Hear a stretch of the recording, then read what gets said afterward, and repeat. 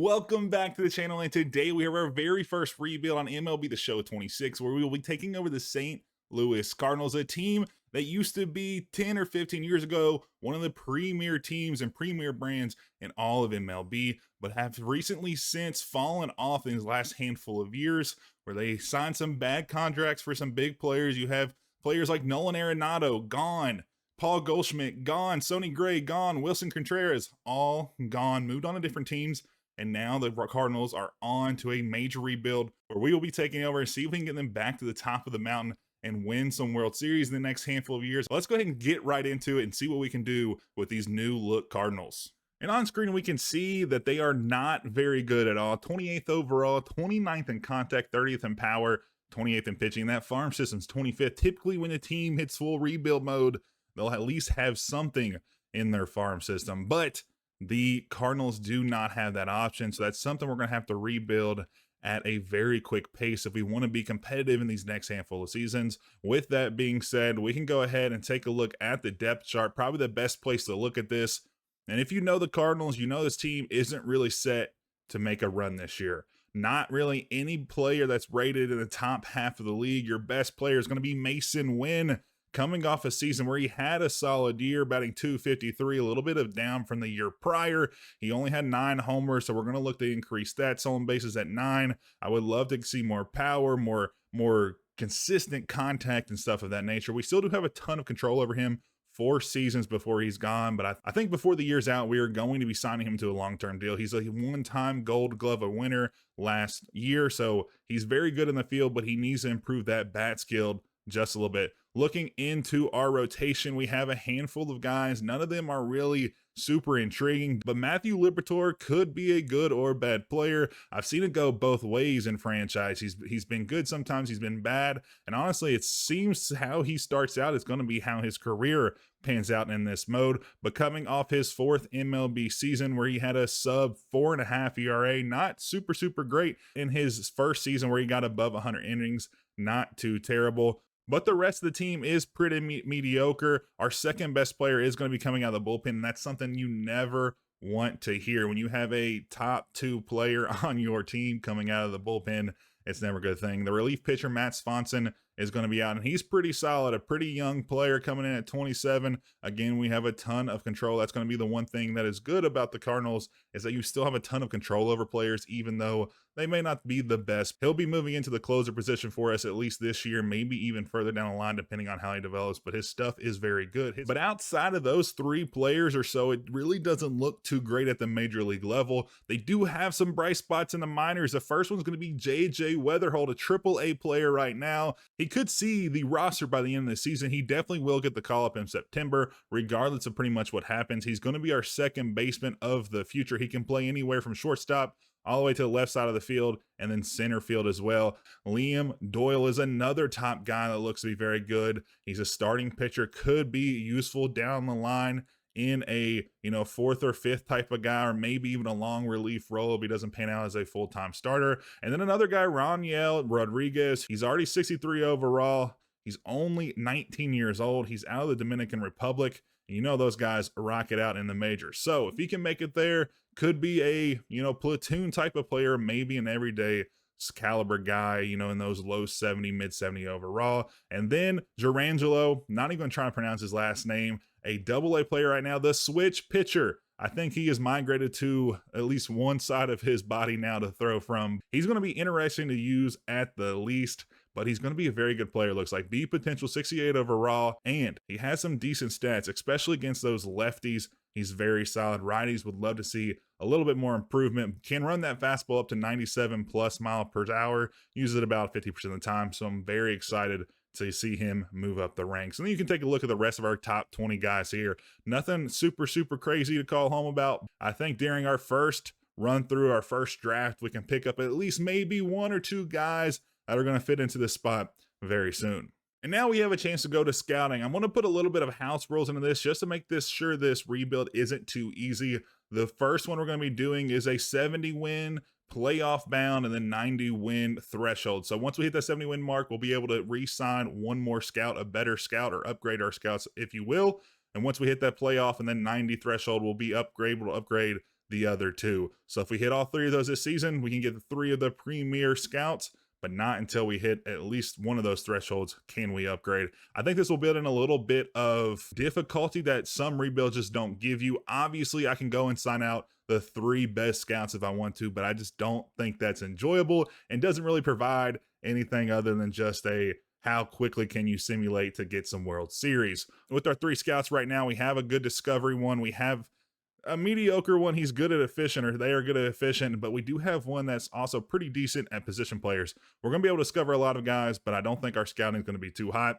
But our three positional needs this year are going to be very simple. We want a center fielder. I think that's a premier position we can pick up. If we can get somebody out there that's pretty solid, and that's going to be very easy to regress very soon. Next is going to be third baseman, another premier position I feel like we need to fill. Right now we have Nolan Gorman there. I just don't think he's a long-term option for us. He's pretty solid now and will hold us down for a couple years, but I just don't think he's going to be the long-term solution. And then obviously a starting pitcher. You can get a ton of starting pitchers very, very easily in MLB The Show, or at least in years past. They have changed some things they have mentioned in the scouting and stuff like that. I think it's going to be more or less the same in terms of volume of starting pitchers that you can get very deep into the draft. So I think these three positions are going to be really solid for us to pick up in year one. And one of the biggest new features this year is going to be the trade hub. And one of the first trades of the season is going to see Josh Hader go to Chicago for a few top prospects in return. And the Cubs are looking to make a push, which is a big thing because they're in our division. And hopefully he's not going to be there for a long term. Maybe they'll move him at some point. But 3 years, that's on the same timeline of us trying to make the playoffs. So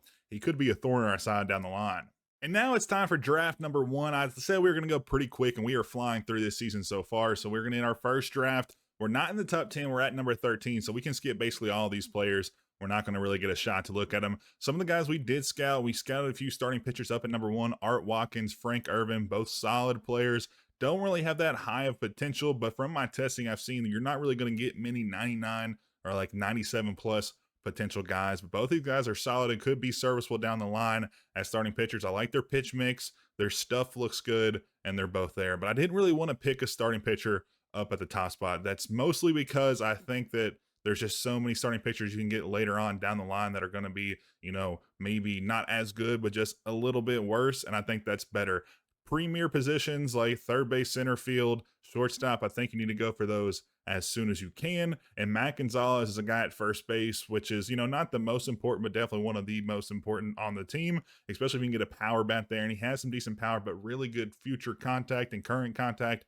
I would love to see if he fits in. Aaron Rodriguez, a guy who's projected to go second, but fell all the way to 22nd, so he could fall with us. He's a little bit older than a top prospect that you would like to see in a draft. Once we get a scouted, we'll work backwards here. We scouted a couple guys. We scouted a couple of third basemen, even a shortstop just throw in there. I don't think we're going to probably draft a shortstop just because we have so many on the roster. But I think a lot of these guys could work. Sean Coppola could work down the line.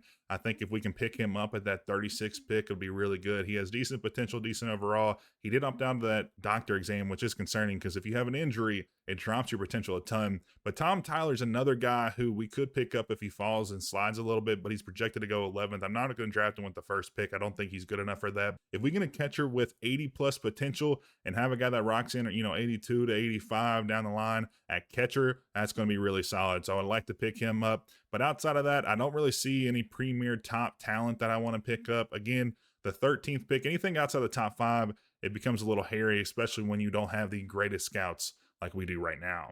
But we do have some top of the line undiscovered players. Geraldo Ruiz, we found him a center fielder who's projected to go 5th. So if we can get him, pretty good. Again, not elite potential, only at 91, 100% and scouted at the max. And then Dave Berger, 89 potential at the max, 100% scouted. So it's going to be pretty close at 19 years old, a lefty. He could be good, doesn't have the greatest pitch mix. I hate two seams fastballs. If you follow this channel for a while, that's my least favorite pitch on the channel. But those two guys could work in it as well. Possibly we could get both of them if it works where the CPU doesn't draft. And then it doesn't draft discover guys. That would be pretty lit. And we could get them at that round 36, maybe even 50. But I think in some of my testing, they have been picking up guys. So you might want to be careful on that. And I always like to cover the first 3 picks because I think they're pretty important. Franklin Pedira is going to be a center fielder who we didn't scout, is going to be going to the White Sox to replace Lou Bob, who went over to the Mets this season. Richard Ham is another guy, a shortstop, a premier position going to the Rays. If they can pick him up, he would be a solid addition. He looks to have good potential, but again, without scouting, it's kind of hard to know. And then Aaron Rodriguez, a guy we did scout pretty much all the way, who fell from 2nd to 22nd on our board. It's going to be an interesting pick, and I'm excited to see what he pans out to be, because he could be a really bad pick. But looking through the rest of these guys, the number 1 pick fell all the way down to number 4. Cristobal Gomez Phelps, a long name, but we had him projected at 117th. And Kansas City liked what they saw, I guess. So they picked him up there. None of our guys that were hidden have gotten picked up. So this is an interesting choice we have to make. I think both these guys would be solid. We wanted a center fielder, and Ruiz is a center fielder. He did opt out of his doctor exam, but we're going to hope and pray that he doesn't come in with an injury, because again, that drops you a ton. Very good speed.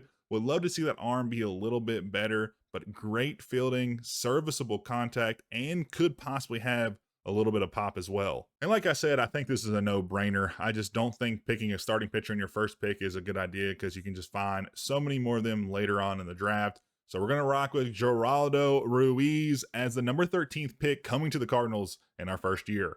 And then our second pick, we have another interesting choice. 2 undiscovered guys that we discovered in this draft, and we have the option to pick either of them. Dave Berger projected at the 6th pick for us, but Art Watkins at the 12th looks to have a little better potential capability. If he could get that 92 mark, that'd be nice. He does have 2 less years to develop, but they're both lefties. And I do think I like his pitch mix a little more. And if we just go back and forth here quickly, I mean, his stuff isn't as good, but his quality of his pitches are better. And he has a better velocity. I mean, 93 top velocity on your 4-seamer is never going to pique my interest. So I think we're going with Art Watkins. They're both pretty serviceable, but I think Art Watkins has a higher ceiling, maybe a lower floor. I do like him here. I don't know why I removed him. He'll be our second pick here, Art Watkins. And what do you know? It works out, because Dave Berger will also still be on the board, and that's who we're going with. I mean, I just can't pass up possibly getting a top 6 player in the draft all the way down at pick number 50. And another lefty, another starting lefty, a little bit younger this time, will be headed to St. Louis as well. And now we're into the later stages of this, round 3, pick number 89.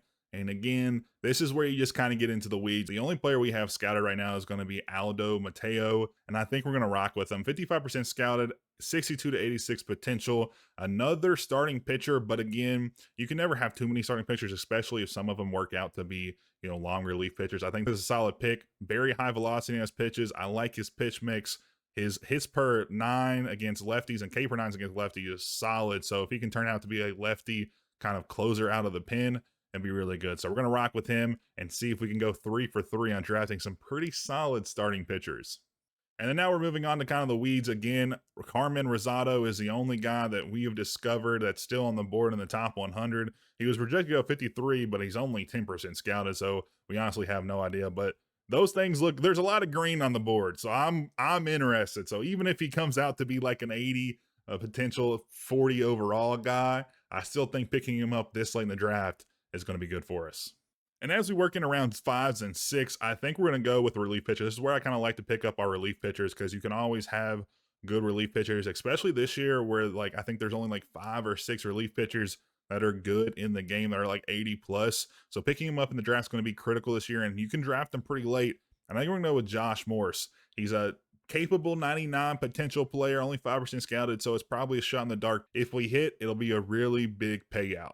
And this time we're going to go with Ronald DaCosta. He has a solid pitch mix. Again, velocity can get up there, can run it down to 85 or 82 if he needs to on that sweeping curve. So I'm very impressed with that.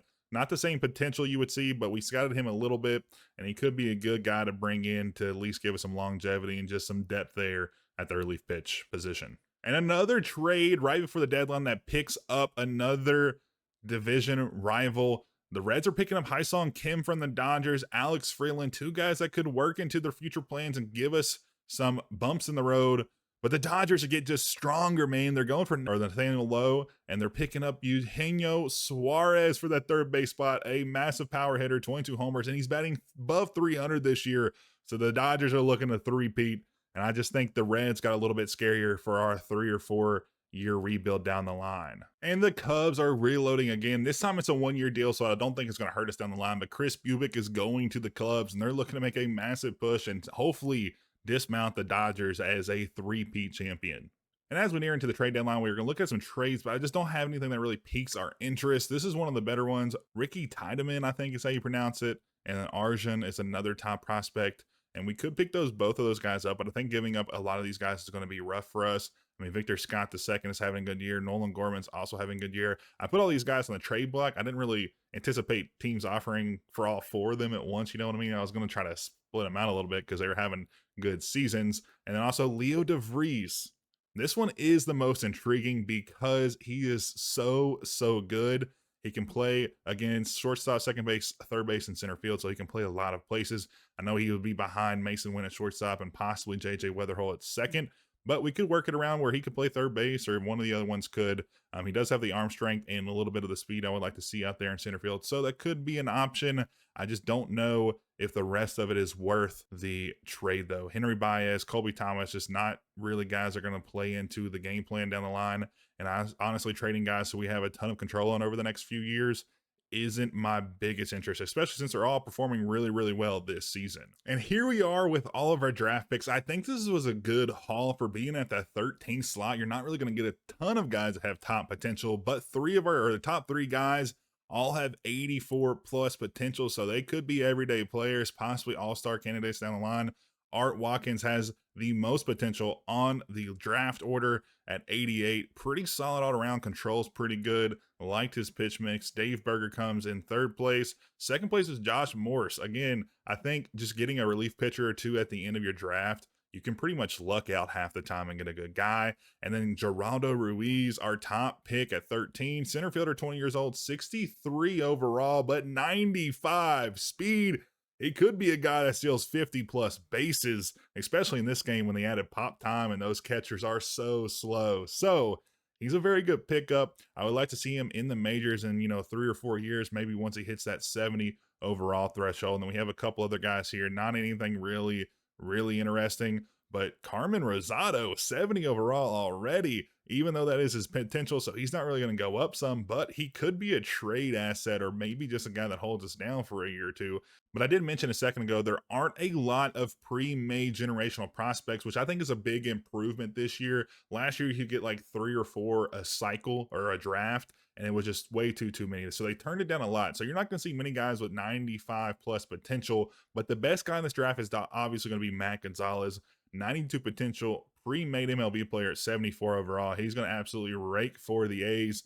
They're very good. They're already adding another guy at first base. He can play left field as well. So he's the best player by far. I haven't seen a guy who has higher overall than him. Mario Rivera, he looks very good at 70 and 84. But again, you're just not going to see a lot of guys that are generational. You might see one every handful of drafts, but we're going to have to really limit our expectations compared to what we saw last year. And now it's that time of year as we're getting into the off season. We have a chance to go with arbitration or offer some contract extensions. Our only free agents this year, we only have 3 of them: Ryan Sinek, Jojo Romero, and Dustin May.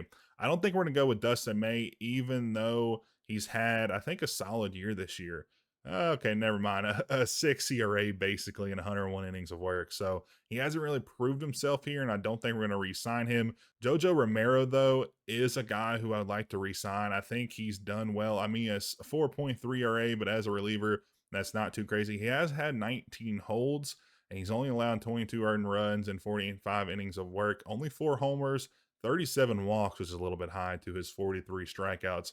I do think we will bring him back. I'm not sure if I'm going to offer him a contract right this second. Then Ryan Sinek is another guy we're going to let go. 61 overall relief pitcher again. So we did sign Jojo Romero for, I think, 3 years for 11.2. He accepted that. But the rest of these guys we're going to let go to arbitration. Matthew Whitwer is an interesting guy. I would probably like to see him come back for a long-term deal, but I just don't think the opportunity or the chance to do it right now is good for us. 5-12 on the season, a 4.14 ERA. Not too high. I think we can still get him on at least a 1 more deal before he offer him a long-term contract. So as we get to September, before we do get to the offseason stuff, we're having a rough year. 51 and 87, 31 games back off the Cubs in first place, but it is time for a September call-up. So we have to make the decision of who we want to do, and I think the first guy who's going to make the jump is going to be JJ Weatherhole. A 281 average in AAA, 55 RBIs, 11 steals, 6 homers. very solid, a potential player, and he's going to be moving up. He's not yet on the 40 man, so we're going to have to rework that. I think he's going to be a good option for us to move up. And then Durangelo is having a great year, but he has been injured for a while, so he's not going to make the jump. Liam Doyle also hasn't come out of A ball yet. We'll probably move him here in a second. But I think Takoi Roby is going to be making the move. A sub 3 ERA in 15 plus outings, I think is very solid. He's already in AAA. He's already on the 40 man. He's already on the 40 man roster. So he's going to be making the move and hitting that MLB spot to give us some more longevity out of the bullpen. And since we're moving JJ up, we're going to put him into the starting lineup on both ways. I just think he's going to have some impact, maybe not the most or maybe not the best, but I do want to get him at least some at bats. There's no point to have him on the bench when he's, wasting time away, and he'll more than likely be our opening day starter at second base. And of course, we move up to Koil Roby, and he gets injured for 2 weeks, given there's only like 4 or 5 games left, but it's just the luck of the Cardinals right now. And as we end the season, we ended at 61 and 101. Not great, but honestly to be expected. We can improve next year, and if we do, I think it'll be really good. 10 wins until we get our first upgrade to our scouts. But Mason Wynn had a solid season, a 268 average and only 400-ish at bats. He was injured for a while, if you all remember. Matt Svanson also went up 1 overall point, so that's very good for him. Alec Burleson ended on a cold note, and some of our other guys didn't do too hot. But Matthew Liberatore, a guy who we wanted to improve, sub 4 ERA, very good for the lefty. A whip around 1.4, which is kind of where you want it to sit. And I think he's had a good year. I would love to see him get to that 200 inning mark next year with how he's kind of managed the last few years, ramping up a little bit. It's not too bad. But even players like Victor Scott II, who led in some category, I'm not exactly sure, but he's been solid for us this year, a guy who we didn't think was going to perform. And Ivan Herrera was our all-star player at catcher. And even Dustin May ended on a high note, even though he still had above a 5 ERA. But I think we had a good year. Nolan Gorman also had a very good hot streak going there, 17 homers, 64 RBI. So he could be a third base option. I said earlier that I don't think he's a long-term option, and I still don't. But if he can hold us down there for a few years, I think it'll be very good for us. And then JJ Weatherholt's short tenure in the majors, 53 at bats. He hit in 3 RBIs and hit his only in first homer in the majors, but he did only hit 226, slugged at 340. So, a 640 OPS isn't the greatest in the world, but isn't too bad. He did strike out 10 times. So, 20% of the time he's striking out. Would love to see that drop down, but in his very short stint, 19 games, I think it's very, very good and could lead to good things next year. And interestingly enough, Cubs didn't make it to the NLCS. Phillies took down the Dodgers and then also took down the Orioles to be the 2026 World Series champs. We'll see if that becomes real life this year. But we're off to the offseason. Hopefully, we're going to sign a couple good free agents that could give us some longevity and some life next year and really be good in year 3. But we'll have to wait and see what the market plays out with this new market mentality and stuff they added this season. And Max Scherzer will make the Hall of Fame. Justin Verlander is coming back for another year. Typically retires at this point, at least in my couple testing simulations. And before we get into the actual free agents, we need to select kind of the guys we're going to go for. Starting pitching is the biggest one I think we need to fulfill. If we can get a highlight starting pitcher, maybe a second guy will be really good in that rotation and will be able to hold us down for a while. I think we're going to get another outfield guy. I think right field probably is the best, or maybe one of the corner infielders to get a big bat. We still have had trouble hitting a lot for power, and we're still needing that. So I think we get a good power bat. And then from there, I'm not really sure to go. I think second base is going to be JJ Weatherholt next year. We could go for a first baseman or a third baseman or even a relief pitcher or like a closing pitcher, but I think we're going to go catcher.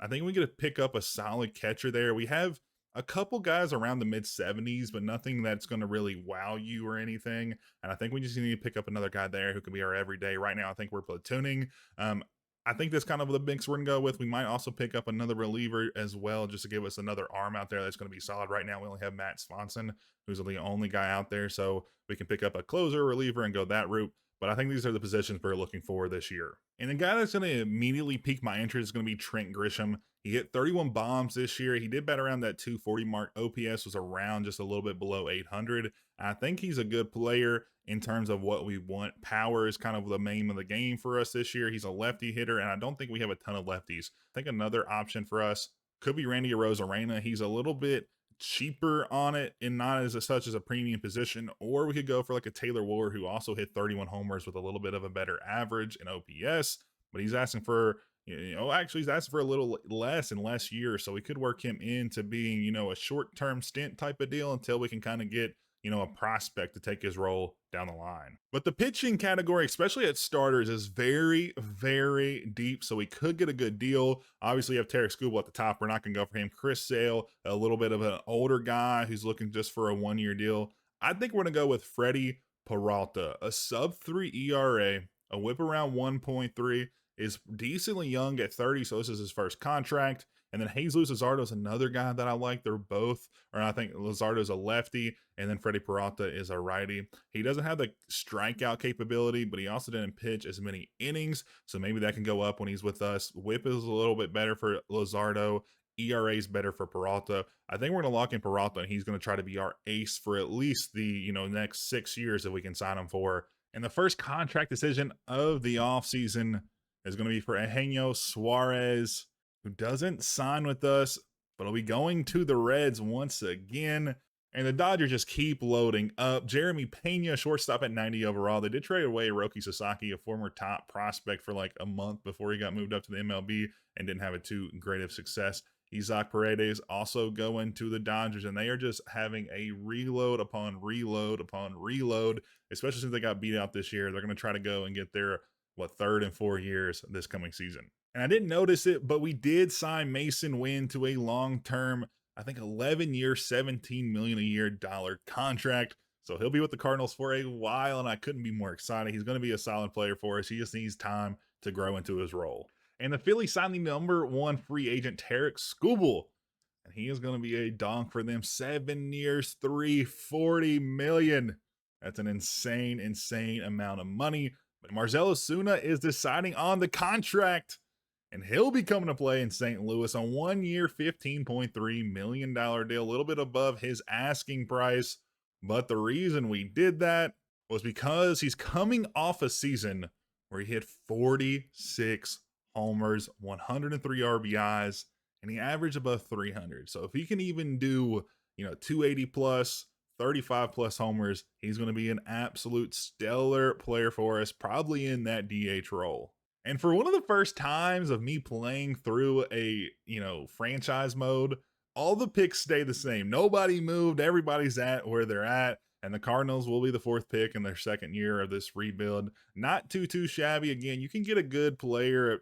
I mean, maybe not a generational player this time around in this franchise, but you can get a really solid player at top 4, top 5. And with the relief pitching on our team and just in the game in general not being too hot, we're going to pick up a rule of 5 relief pitcher, Yariel Rodriguez. I think he'll be pretty solid for us out of the bullpen. And Chris Sale will head to the West Coast, to the A's, 3-year, $40 million per year deal for the 37-year-old. And Brandon Lau become a Cardinal, 2 years, just under $16 million per year, a little bit under what he asked for. The 26th ranked free agent will be headed to. He'll probably be our DH. I don't think he's going to be playing at second base. He can slot in at first base as well, but we'll have to see it pans out for next season. And we'll get to lock in Zach Gallen as our ace for the coming years, 4-year deal, $22.86 million. We had Freddie Peralta slated, but we got a little bit hairy with our contracts. We were like $1 million short to be able to offer him. We could have definitely got him for cheaper, but you can't even put them on your big board if they're too high of an asking price. So, and we didn't get Freddie Peralta, and he's headed to the Royals. Really unfortunate, and he does sign for less. That's so frustrating if you could add a guy to your board if you can sign for less, regardless if they are desiring more than you have right now. And as we start year 2, this is kind of how our roster stands. I think it's solid. We're not really rated really high, but I think second year is going to be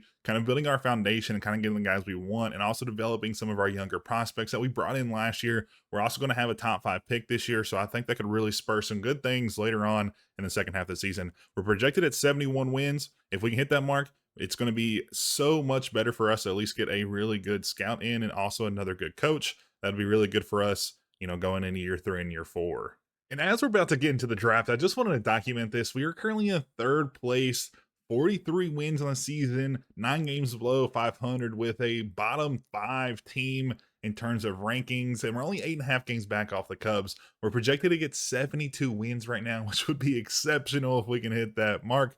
And now it's time for everybody's favorite part, the draft, year number 2 draft, and we have a top 4 pick. So we have a couple options up here. Most of these guys are actually all of the top 4 are all starting pitchers, but some of them are pretty good. Guillermo Vergara is a extremely good pick. He'll probably go number 1 off our board. Quintana's also solid. Finnegan's also pretty good. And then out of the worst of the 4 is going to be Leonard Vick. He is definitely the worst. Also doesn't have the best pitch mix. Velocity's not really there. We might go down and grab someone else. I'm not super sure. Right at number 9, and he's a hidden player, Bobby Turner. We may try to see if we can get him at that like 50th pick, I think is our second 43rd pick. If he can slide all the way down there, he'll be a solid player for us. 19 years old, doesn't have the top of the top potential, but is a very well-rounded player for sure. And then moving on down the rest of the list of the guys we've scouted, David Park, another undiscovered player, pretty solid first baseman. And there's just been a lot of pitchers. James Singleton, he's not too hot. He did move up in our draft order, so maybe if it doesn't work out, we'll pick him at second. Out of really kind of the top guys, we're going to have to get a starting pitcher. I don't really foresee us going down too far into the rest of the list to pick up somebody else. And the picks are in at number 1. They're going to go with Fred Jones. A starting pitcher at 53. We didn't scout him, so maybe there's something there that we didn't see. But that is an insane pick off the top. And Felipe Fernandez, another guy projected towards the end of the first round, a first baseman. We'll have to keep them in mind and go look at him in here in a second because that's insane. Another guy who moved up almost 30 spots to the number 2 spot. And then Tom Finnegan, a little bit lower on the threshold. So now we have our choice of 3 guys who we thought could go in the top 3. And I think it's going to be, again, a no-brainer. 4-seamer, curveball, sinker, slider. Ks per 9's devastating. Not too bad everywhere else. He can run that ball up to 99 on that 4-seamer. Lives at that velocity. And he is going to be a dog for us. Would have loved to get a position player here, but I think it is definitely a no-brainer to go for Vergara here. The righty at 21 could be a very quick promotion into the majors. And then the best thing we could have happen to us, the discovered player Bobby Turner isn't drafted at pick number 43. If we can roll this into pick number 47 and get David Park, this is going to be a very promising draft. But again, we showed his stats earlier. Very good on speed. Pretty good. Or I mean pretty good. Really good on contact. Has some power against lefties. Fielding's a little bit worse for wear, but he can't play in the right fields. But I'm very excited to bring him home to the Cardinals. And if he can make a very quick promotion, he's 19. If he comes in at 76 overall, 88 potential, he will be in the majors tomorrow. And unfortunately, David Park goes 2 picks before us. 2 picks. Oh my goodness, we couldn't just wait another 2 picks. But luckily, we still do have a backup, Brian Rivero. 26 projecting our point, 21 years old. He's a switch batter, not that he's going to be batting unless he's somehow a 2-way player. Doesn't have that elite velocity would like. Doesn't really have a lot of stats that pop off the page. Clutch and control are pretty solid. Again, I think it's a no-brainer. Some of these are just working out perfectly, and we'll bring another starting pitcher home. We're really increasing our starting pitching threshold. We may have to start trading some of these guys because we're going to be in backlog very soon. And then we're going to go with another guy that we scouted internationally. Barney DeLeon is going to be here, a second baseman who can play third base. So if he works out at third base, that's going to be solid. Very fast player, very good fielding. We'll love to see a little bit more pop and contact for a third baseman. I think all in all, a very solid player. 82 potential max, 73 overall max. So if he works out to be on the higher side of that, he's going to be a day-to-day guy that we can rely on there at third base. And then we're going to go with Brian Rios here at round number 4. He's a center fielder. We don't have him scouted at all, but I think a shot in the dark at this point on the center fielder, a premium position, could work out. And now it's time for our relief pitch picking stuff. Barry Gregory is solid there, but I think I want a guy with a little bit more potential, and that's going to be Mark Juarez. He looks good on paper, but again, at this point in time, looks can be deceiving. We'll have to see him here in a few weeks. And then we're going to switch it up here. Alden Dodd, a third baseman, has 99 potential. I don't think he's going to get that or anywhere close for that matter of fact. I think we're going to take a risk on him and pick him up here. I don't think it can hurt us. It can only help us at this point. But as we come to a close of year 2 of our draft, Vergara, he has 85 potential, not the best in the world, definitely below his scouted potential. Our scouts have got to get better. We need to win 70 wins this season so we can upgrade one of them.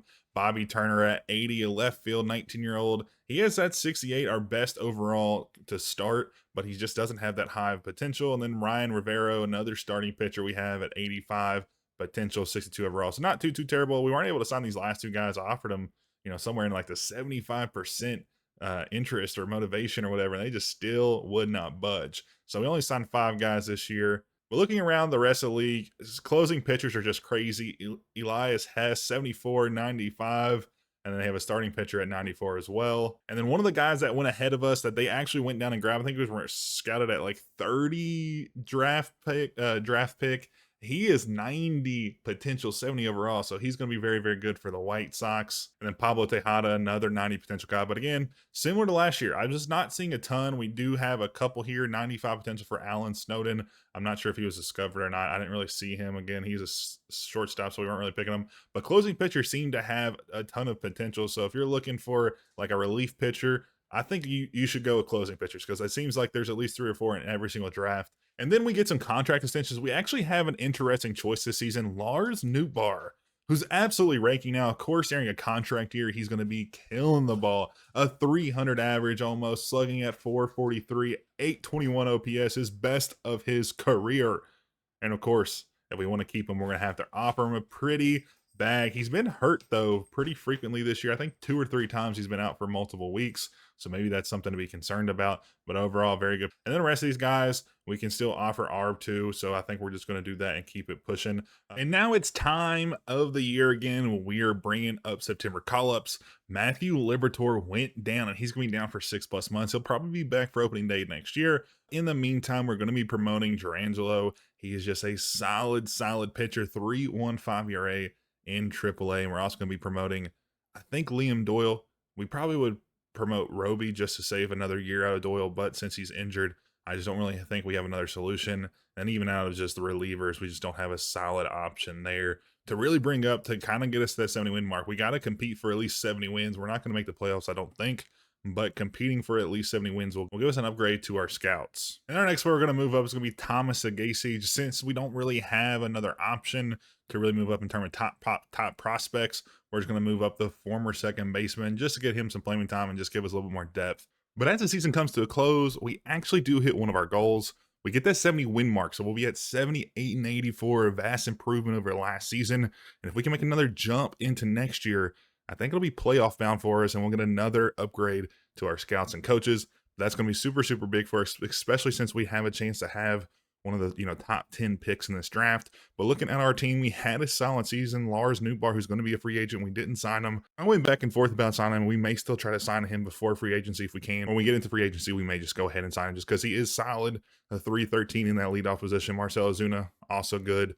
Alec Burleson, another 300 average, 22 homers, 69 RBIs. And then Brandon Lau, 89 RBIs, let him off 100 for the season. Mason Wynn, pretty poor year, only 5 homers, 39 RBIs, 231 average, which I do believe is his worst mark in 4 seasons since his rookie year in 2023. JJ Weatherhold, another one of our younger prospect guys, a 191 in his first full season in the majors, given he was splitting a lot of time, only batting 260 times. I don't think we really had any super bright spots in the lineup outside of the guys we mentioned up at the top. And then moving on to our rotation, Zach Gallen, who got bummed down because he got injured. A 3.43 ERA, a 191 innings pitch on 180 Ks, almost 1 per inning, not too shabby. Whip around 1.2. And then moving on to our relief pitchers, Jojo Romero had a solid, so we brought him back last year. He is going to be with us probably for, I think, another year or so, or another 2 years. So we'll have him for a little bit longer, which is good. And then Matt Swanson, another solid season, 43 saves, 1 hold, 66 Ks and 62 innings of work, a 3 ERA, very solid. So we have some good pieces, but we still need to pick up a couple more if we want to make a good push into the playoffs. And I didn't show these last year. I forgot to show the awards, but you can see the last year in the top right-hand corner. Shohei Ohtani went back-to-back an MVP, Tarek Skubal, Cy Young for the NL. But the interesting thing here is that J.J. Weatherholt will get the Rookie of the Year honors. On a very, very poor year, 191 average, 5 homers, 20 RBIs. The last rookie of the year for the Cardinals would be Albert Pujols back all the way in 2001.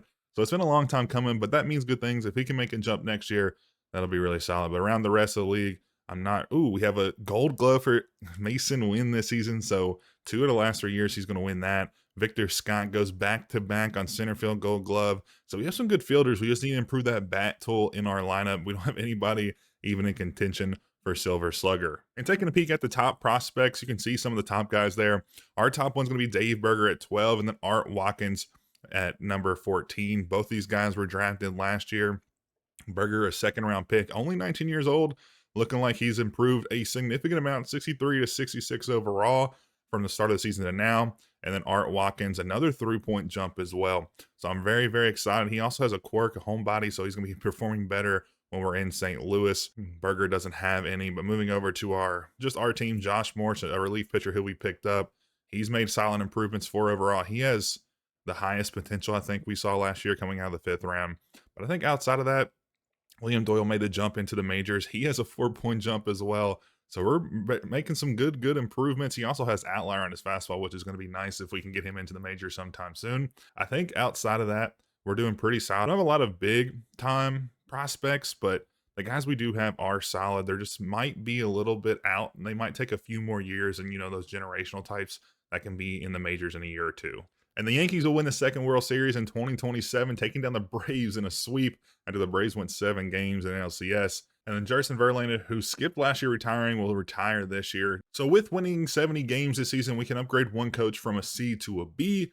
And with that in the ranks, it would also help us sign Lars Nootbaar. He's once top tier coaching. And I think the guy we're getting rid of is going to be Scott Brucker. He improves drag betting by 1, reduces power by 3, contact by 1, and plate vision by 2. I think our best chance is going to be David Ash. He improves clutch, plate vision, and power, and reducing bunting. We don't bunt a lot to my knowledge. Now moving on to the signing of Nootbaar, he's improved both the last 2 seasons, 234, 279, 313. I don't think he's going to be an all-time, plus 300 hitter, but even if he can hit that 280 mark, he can hit that slug up to, 450, where his OPS is right around that 800 threshold, he'll be really solid for us in the years to come. Then we're also going to extend an offer to Marcell Ozuna. We only signed him to a 1-year deal, but he had an amazing season, almost a 290 average, 28 homers, 82 RBIs in that 2-hole. So we're going to bring him back for at least another year and hopefully push us into the playoffs if he can with another good season. So we picked up Mohamed Ramirez as our improvement in the scouting department. He has a 97 on position players and an 80 efficiency rating. The efficiency rating could have gone up a little bit, but he's the best I could find for position players, and that's kind of where we need to put all of our time. We have a ton of good starting pitchers. I'm not too worried about that. And as we go into free agency, we didn't sign either Lars Nootbaar or Marcell Ozuna, so we'll have to sign 2 guys there, but that gives us more room to operate. Obviously, we're going for another starting pitcher. We have Zach Gallen and Matthew Liberatore, so those are 2 solid guys. If we make the playoffs, you need kind of 3-man rotation when you hit the playoffs. So Zach Gallen, Matthew Liberatore be 1-2 or maybe 1-3, and then we'll pick up another guy. Catchers is also somewhere I would like to improve. DH will be Brandon Lau, and then we'll have JJ Weatherhold at second, so I think we're solid there. And then the corner outfield spots we can also improve. Not really sure how we'll play, but everywhere else is kind of either mid of the pack or pretty good in terms of MLB ranking. So I think just picking up some of our red spots to improve those, we'll be in a good position next year. And of course, the Cubs go and get William Contreras. We tried to sign him for 6 years, $22 million. He still didn't want that. 4 more million, 2 more years. I can't believe he wouldn't want that. He'll go ahead to Chicago to play us multiple times this season. It's going to be difficult to get past the Cubs now. They're pretty solid, and they just keep reloading. And they also get the number 1 free agent in Logan Gilbert. So maybe not winning the division is realistic, but coming in, as a wild card, that could be our second option here because they are very, very stacked for next season. And our first contract decision outside of William Contreras for the season is going to be a no. I don't even know who it is. I think it's Sandy Alcantara. Yeah, Alcantara. We offered him 4 years, $27 million, way above what he was asking. And take number 2, Sandy Alcantara. Does he decide to join? And he does. He'll ink the contract. He'll be headed to St. Louis for a 4-year, $25 million. You see what I'm saying? I offered him less money, same amount of years, and he thought it was better deal. I don't understand that. 4 years, $25 million, and he'll be our second man in the rotation. And our second player contract extension or decision is going to be, I think, Joe Adell. Yeah, it is Joe Adell. Joe Adell inks the deal, so he'll be holding down the right field spot or left field, depending on kind of where we put him. But he is a man that can hit a ton of bombs. He's hit around 40 or almost 40 in his last 3 or 4 seasons. And if you continue that in St. Louis, It's going to be paying big dividends soon. And Adley Rushman will go to the Twins. We try to get him after we couldn't get William Contreras. And this season was a real improvement if you look at the draft order. We're down all the way at 14th. So I thought we were going to get a top 10 pick. I thought we didn't have that great of a season, but nearing in a 500, I guess it is almost good for top half of the league. And this time there's some massive movement. Guardians go up to number 1. Blue Jays move up 2. Rockies fall 4 spots.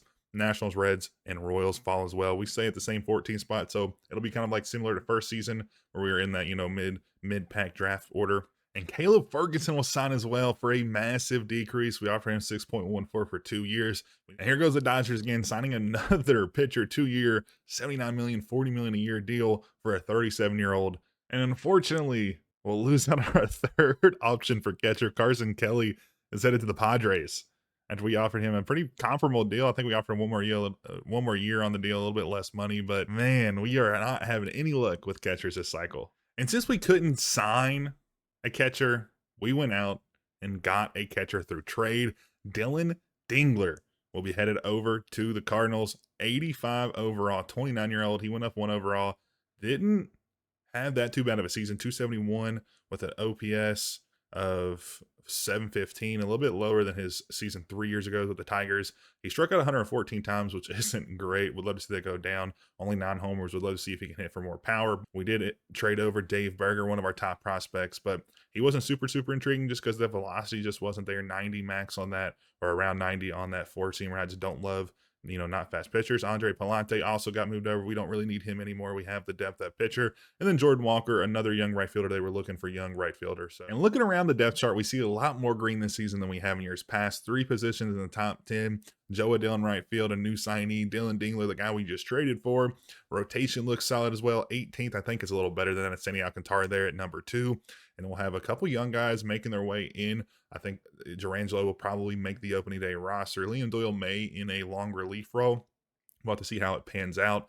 Relief pitchers are solid as well. We have multiple 75-plus guys in there.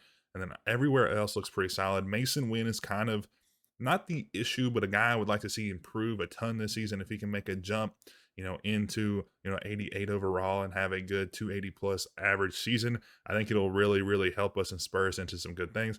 Left field's really poor, but we do have Bobby Turner in the wings. He's in A-ball right now, but he is very solid. 68 overall. Contact is very good. Would love to see a little better fielding. If we can move him to right field and possibly move Joe Adell to left, who has a little better fielding, I think that'll work out. And we're projected 82 wins, and this is kind of what our lineup looks like now. We may tweak some things, move some things around. For now, I think it's pretty solid. Again, multiple 80-plus guys. I think it's going to be really good year for us. We also did pick up a Rule 5 signee, Cade Gibson. He's a lefty. Again, I think we needed more lefties. We only have 3 out there, so I think picking him up, he's 72 overall. Even if we only keep him for 1 season, I think it's going to be a good deal. And we're also going to go in and claim Ian Hamilton off of waiver. 77 overall righty in the pen. I think that's a solid deal for us. 1 year, $3.4 million. I think it's pretty easy to say that he'll be solid out there in the bullpen for us. And of course, 3 games in the season, we lose a reliever, the guy that we just got out of the Rule 5 for 2 months. just such unfortunate luck. And if things couldn't go worse, we're first in the division, only like 2-3 weeks in, and Sandy Alcantara will be down for 2 months. Not what you want to see when you're looking to go to playoffs. And now we're here for draft number 3, and we have 8 total picks in this draft. We have 3 in the first round, 3 in the top 40, which is absolutely absurd. But looking through some of these guys, we do have one of the players that is right around our first draft pick that if he falls to us would be amazing. It's a first baseman or a third baseman that can play first and right field. His contact, his bat tool is amazing, power solid, fielding really good as well. He's a righty. He's a little shorter on the shorter side. He's young, 19 years old. And he could be very lethal. We have a discovered player as well, left fielder, a position we're trying to improve, 80 to 95 potential. He can play both corner spots, which would be perfect for us. Bat tool is very good. Would love to see a little bit more pop and fielding capability and a little bit more speed. But outside of that, I think we're doing pretty good there. And then we scouted, a couple other guys here. Another guy that's bumped up, Derek Dale, another guy we could go after. And then from there, we did some work in the back half of the top 100. George Robbins, this is the first base guy I was thinking about. He looks exceptional as well, still pretty young, and can play catcher in both corner spots. So he is very good in utility-wise. He has good potential capability.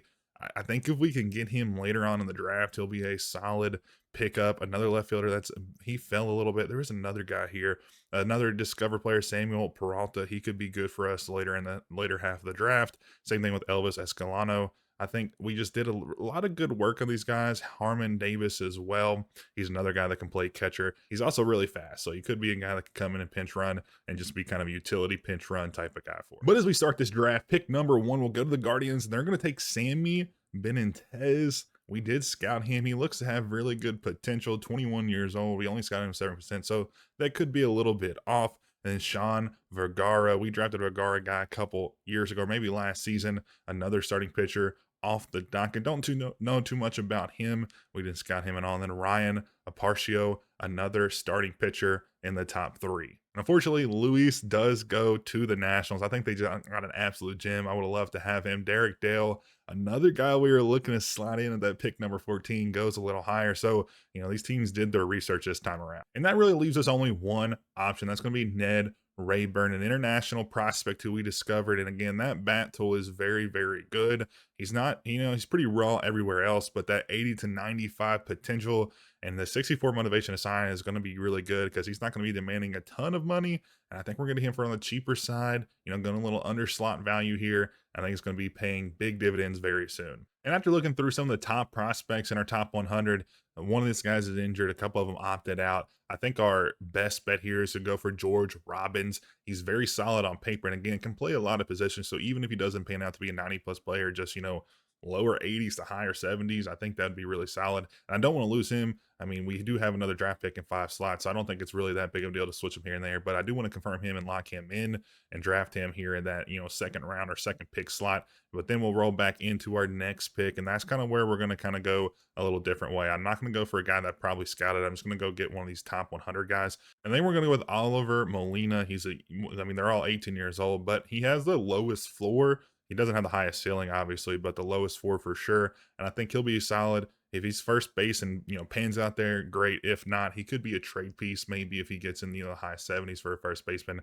and could be a power bat. A lot of teams always look for high power guys in that, DH first base role. And then for these next 2 picks, we're just going to go with our 2 scouting guys that we have 100%. I think they're going to be solid, if they can get up to that 70s. And then we'll pick up Elvis Escalano, a starting pitcher. I don't think we've picked up a starting pitcher this time. And now it's time for relief pitcher picking. Henry Alicio is going to be the guy we're going to go with here. Really good potential. And it seems to be that, relief pitchers and clone pitchers, if they have really high potential, there's a high likelihood they'll hit that. So we're going to pick him up here in round 4. Same thing here with Luis Pena, an 18-year-old lefty. You always can use lefties out of your pen. And we're going to pick him here up at round 5. And to switch it up for this last pick, we're going to go with Joel Torrero. Again, we haven't had much success signing guys in like the last 2 slots these last 2 years. So if we're going to pick him, he's probably not going to even sign anyways, but does have, pretty high potential. And for the home run derby, for the first time in our franchise, we have 2 guys going and going to be participating. Brandon Lau and Joe Adele both hit 30 bombs so far this season, which is good for 7th and 8th in the MLB. I think if they can continue to do it, we have a good chance to make the playoffs. And looking at the All-Stars, we have our first All-Star or starter in Brandon Lau. He'll be starting at second base. Right now, we're sitting at 4th in the division, only 3.5 games back, but we have 4 teams above 500 in the division. It's been a very, very competitive year. And look at the wild card, we're 2.5 games out, but we did slide a little bit in these last few weeks. I think we had some multiple game losing streaks, but if we can get back on the right footing, I think we'll be fine going into the second half. And now it's time to get into our draft picks. And off the top, Ned Rayburn, an 89 potential, 61 overall left fielder. He can also play right fielder to the corner positions where we've been needing to improve somebody or get somebody that's better. He's going to be a good guy down the line, but he's definitely going to be a work in progress. Same thing for George Robbins, 88 overall, 88 potential, 53 overall.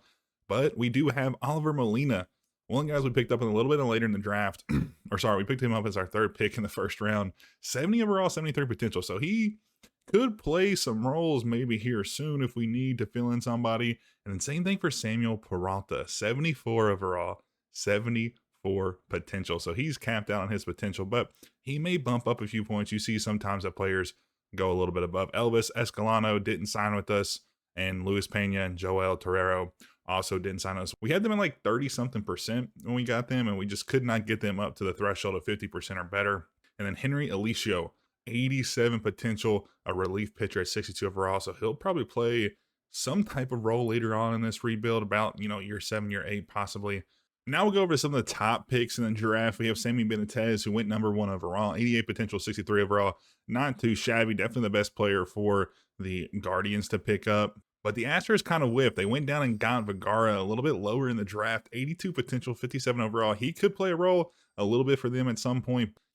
For the second overall pick, you going in at 82 of potential just isn't really going to cut it. And then the Blue Jays, probably one of the better, if not the best pick in the draft, 89 potential, 72 overall. Not too shabby, definitely one of the better players. And then at the 6th pick, Sai Ozuna, definitely the best, or if not one of the best players in this draft. 73 overall, 92 potential. He's got wheels on the base pad, has a really good bat tool, doesn't have the most power, but fielding solid as well. So, 4-tool player almost, maybe 5 if he can get that power up a little bit, but really solid pickup for the White Sox. Outside of that, a lot of the top picks after that we picked also didn't have very good pan out. Like, they really, really don't have the greatest potential. Rob Bullock, who went the pick or 2 picks before ours, looks pretty solid. Adrian Carano, a 95 potential, 76 overall closing pitcher. That's probably going to see the majors very soon. And then Luis Medeiros, a guy who we wanted to pick up. We mentioned him in the draft and we wanted to get him, but he went, I think, seventh on the board. And during the trade deadline, we decided not to go for anybody because I think we have a decent roster. Maybe we should have picked up one guy that can kind of turn us around the corner. We've been on the edge of the division lead all season now. I just don't really think, I didn't know what kind of player we would go for, because I feel like we have the guys at the right spots. We just haven't been overperforming. We've been performing pretty mediocre, probably around that 19th overall where we're ranked, but we're a game ahead of the Braves in the wild card race. And I think if we can hold on, win some key games wherever we need to and go on a little bit of run, we could steal the division back and not even have to worry about the wild card. And for September call-ups, we're going to bring back Durangelo. We moved him down to AAA because Liam Doyle was absolutely destroying hitters in the majors in his first year in his rookie season.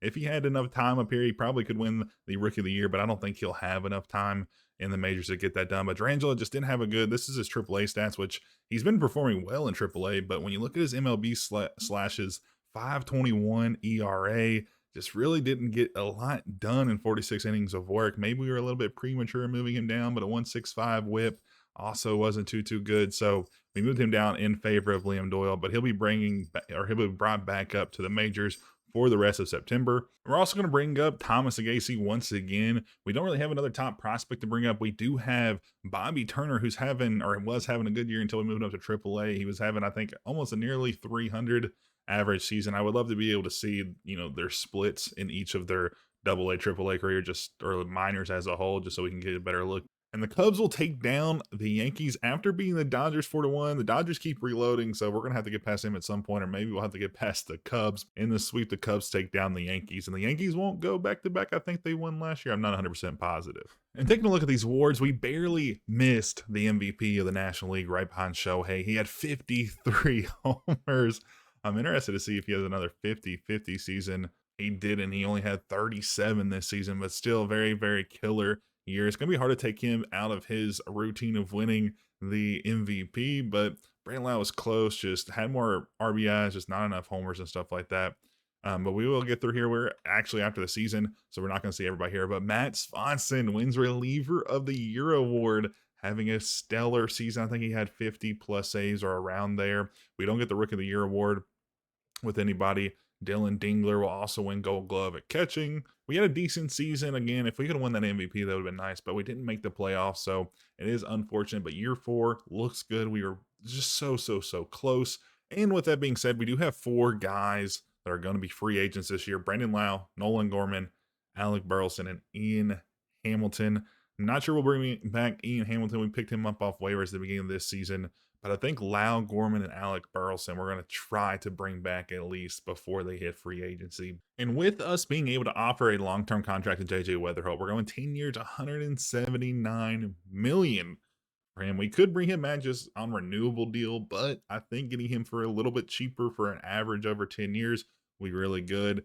He's 79 overall, improved another 4 overall points this season. He's starting to come in his own. He batted almost a 250 this year with a 439 slug, which is good for 764 OPS, which is, I think, a little above league averages, around 700-ish. 800, you're getting all-star players. 900, you're generational players. And the first major trade of the offseason is going to be Wyatt Langford go to the Rays for a couple top prospects. Darren Hurt, a second baseman who has a potential.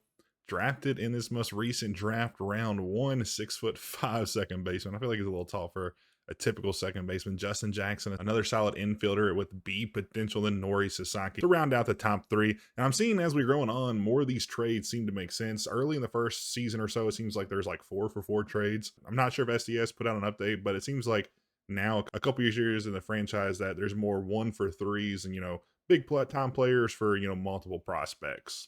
And it's time for the contract decision. What does he decide to do? He doesn't sign with us. He's probably going to be going to the Dodgers. He's going to the Dodgers, 7 years, almost $40 million a season. And our first signing of the offseason is going to be Alec Burleson. We're bringing him back under what he wanted, $8.5 million versus $10.5. So I think it's a really good deal for a pretty decent first baseman that's going to hold us down there on the right side. This time around, we'll be 13th in the draft, one better than last year, even though we had a way better season this year. The Astros jump 4 spots, Royals jump 3, Reds fall 2, and the Rockies fall 5. They haven't had much luck, I don't think, in this draft lottery.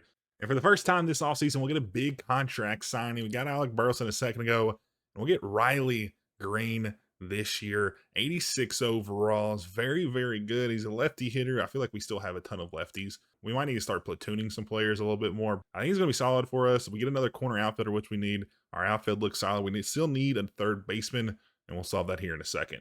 And our solution for a third base problem is going to be none other than Royce Lewis, a former top prospect. Hasn't really panned out in real life, has been really injury ridden, but in the game, he's been pretty serviceable, and we're going to use him as our hot corner position player for the next few years. And we're back for year 4, and this is what our team looks like. No red on the board, which is really good for us this year. We have a few new faces: Royce Lewis at third base, Riley Green out in left field. We also signed JJ Weatherholt to a long-term deal, 10 years for 18.2 per season. I think this is the year he finally comes into his own. He hasn't had the greatest of years. He hit 250 in his best season in the majors in 156 games. So I think the more time he sees the field, the better he's going to be. And we officially did move him to second base, so he's going to be in second base now instead of shortstop. So that'll bump up our second base rating. And then in the pitching category, we have some solid guys. Liam Doyle will round out our rotation there. And then we have Durangelo in the bullpen as a switch pitcher. And then everybody else is pretty much the same. We lost, a couple players. Brandon Lau last season. Nolan Gorman at third base. We did bring Alec Burleson back, and he will be our day-to-day first baseman or DH. And then we also are promoting Bobby Turner to the majors. A 20-year-old will see his first playing time this season. He has a really good hit tool. Is it going to be the best in fielding or in power? He could probably hit some homers, but he's a 20-year-old. We drafted him in 2027. He's our 9th prospect, which is interesting enough because I feel like he's really, really solid, and he will see his first playing time here. And then we also picked up Romy Gonzalez out of free agency. He kills left-handed pitching, and he can also play everywhere in the infield to give some more guys some breaks. So we have utility for the infield, utility for the outfield, and we also have 3 catchers on the roster. So I think we'll be okay and be fresh most games. And moving over to our top prospects before we get into the draft, we do have one in the top 20. That's going to be Ned Rayburn. We drafted him last season. Pretty solid, but he's in A-ball right now. He's not going to be moving anytime soon. And here's the rest of the guys. We've covered most of these guys pretty well over the last few seasons. I think this year we finally start moving some of these guys throughout the trade season. We may need to pick up another bat or another arm here before the end of the season. I think using some of our pretty good prospects. We have some young guys. We have some guys that are close to MLB ready. So I think we have a ton of tools in our tool belt. We just need to use them this year. We spoke a minute ago about using some of our top prospects to get good players. I think we're going to make this deal. Christopher Sanchez has 1 more year on his deal. It could be a rental, but I'm hopeful we can try to sign him before he goes to free agency. We're trading Ryan Rivero, Ivan Herrera, and Josh Morse all to the Phillies for Sanchez. Herrera's had a pretty pitiful year so far, and the other 2 prospects probably won't see the field or see the majors for a while. So I think this deal is good, especially since we need some support in that pitching rotation. And about a month before the All-Star break, we're still around 500. We made the mistake last year where we didn't sign or trade for somebody to kind of push us over the ledge into the playoffs. And we're not making the same mistake this year. We're picking up Xavier Edwards at second base. We'll probably move JJ Weatherholt to a platoon type of guy, or maybe to center field, depending on kind of how the stats work out. But we're going to be trading away Guillermo Vergara, Yoho, Pozo, and Henry Alicio to the Marlins. The Marlins are in a full rebuild mode, and we picked up a really good second baseman. He's having a stellar season this year. He's hitting over 300, slugging over 500 with an OPS of 891, which isn't even his best of his career. In 2027, he had a 948. So if he can get to those numbers, he's going to be killer for us, but he's going to slot in well in our lineup, and he's going to get to a position where we've had a good prospect, but just not a guy that can really put the bat to the ball and give us what we need in the batter's box. And as we near in on this second half of this rebuild, we're not going to spend too much time on drafts now. We will cover most of them, but we're not going to spend too much time on them. Jeff Ullman is going to the Astros at that number 1 spot. Someone we didn't scout, probably going to be a bunch of these guys. Norman Flood looks to be good on paper. Right fielder is headed to, I think, the White Sox. I didn't catch it fully. And then Kansas City gets a starting pitcher that looks pretty solid. And in a similar situation last year, one of our guys that we were going for, Miguel Montanez, is going to be, he was slotted for 14th. We had him at 4th. He goes 8th, which is unfortunate. Then Todd Warren, a guy that we scouted, but he fell down in the pack. From there, we have a couple options we can go with. The first one's going to be Howard Burke, a solid second baseman. We only have him 7% scouted, but if it turns out like he looks like, he's going to be really, really good. 83 to 91 potential. And I think that's really what we're probably going to go with. Or we can go with Andy Sanchez. I don't really see him being as good as Burke, so we're going to rock with Burke. My only concern is that he did opt out of the doctor exam. At this point in the rebuild, I think it's worth taking a little bit of a risk on a guy that was projected to go in the top 3. And then our next pick doesn't come until this 63rd one. We have a few options here. I don't really think any of these guys are going to be top tier talent, but Benito Cordova does have a chance. 87 and 98 potential is going to be a little bit of a work in progress, but I think with just that potential rating and having him 90% scouted, I think we're going to go with him. Joe Watson's also really solid, has decent potential capability, but the hits per 9 against righty is pretty abysmal, and I don't really like what I see there. So our choice is going to be Cordova, and we're going to rock with him. 2 positions we don't really need at this point. At this point, we're just taking the best players we can find and hopefully using them as trade pieces later. And since we need some relief pitching, I think I'm going to get some relief pitchers, like a few more relief pitchers than we go every year. Dustin James isn't a guy we've scouted so far, but again, I think you look out a lot with relief pitching in this game, even if it's closers or relievers. The only 2 guys left in the top 100 are, at least on our board, we have Edward Bates and Buford Pinkerton. And we're going to go with Edward Bates. If Pinkerton is there, next time we'll go with him since he's the only one left in the top 100. And he is, so we'll go with him to get another starting pitcher, and then we'll probably round out the draft with a relief pitcher. And we're going to go with Omar Lima, a guy who has 2 fastballs and a slider as a pitch mix, but he can run that fastball up to 99 on both of them, so it's pretty solid. His hits per 9 and stuff is good. 70% scouted, not going to be the worst in the world, not the best, so around 100% sure, but if he works out as a good guy, he's round 6, so it's not too big of a concern. And for draft number 4, we may have hit the biggest pick of the dynasty. Benito Cordova, 96 potential, 59 overall right now. He's going to take some time to get to where he is, but the best potential we've had in a draft. He's also a switch hitter, plays both middle infield spots. And I think he's going to be an absolute killer guy. I'm not even sure if he'll make it by the time we end this rebuild, but if he doesn't, I'm still probably going to keep this around just to see what his potential gets to at some point. But our number 1 pick, Howard Burke, terrible, 75 potential, 65 overall, so he has some room to grow. His bat tool is actually pretty good, especially against lefties. But outside of that, pretty rough. Dustin James, a closing pitcher who we'll probably use at some point as a reliever. He's already 66 overall, can get up to 87. And a couple other guys, Edward Bates and Buford Pinkerton. He's actually 70 overall, I think 5th round draft pick, so pretty solid there. And then we didn't sign Omar Lima again, having issues. We're signing some late round guys.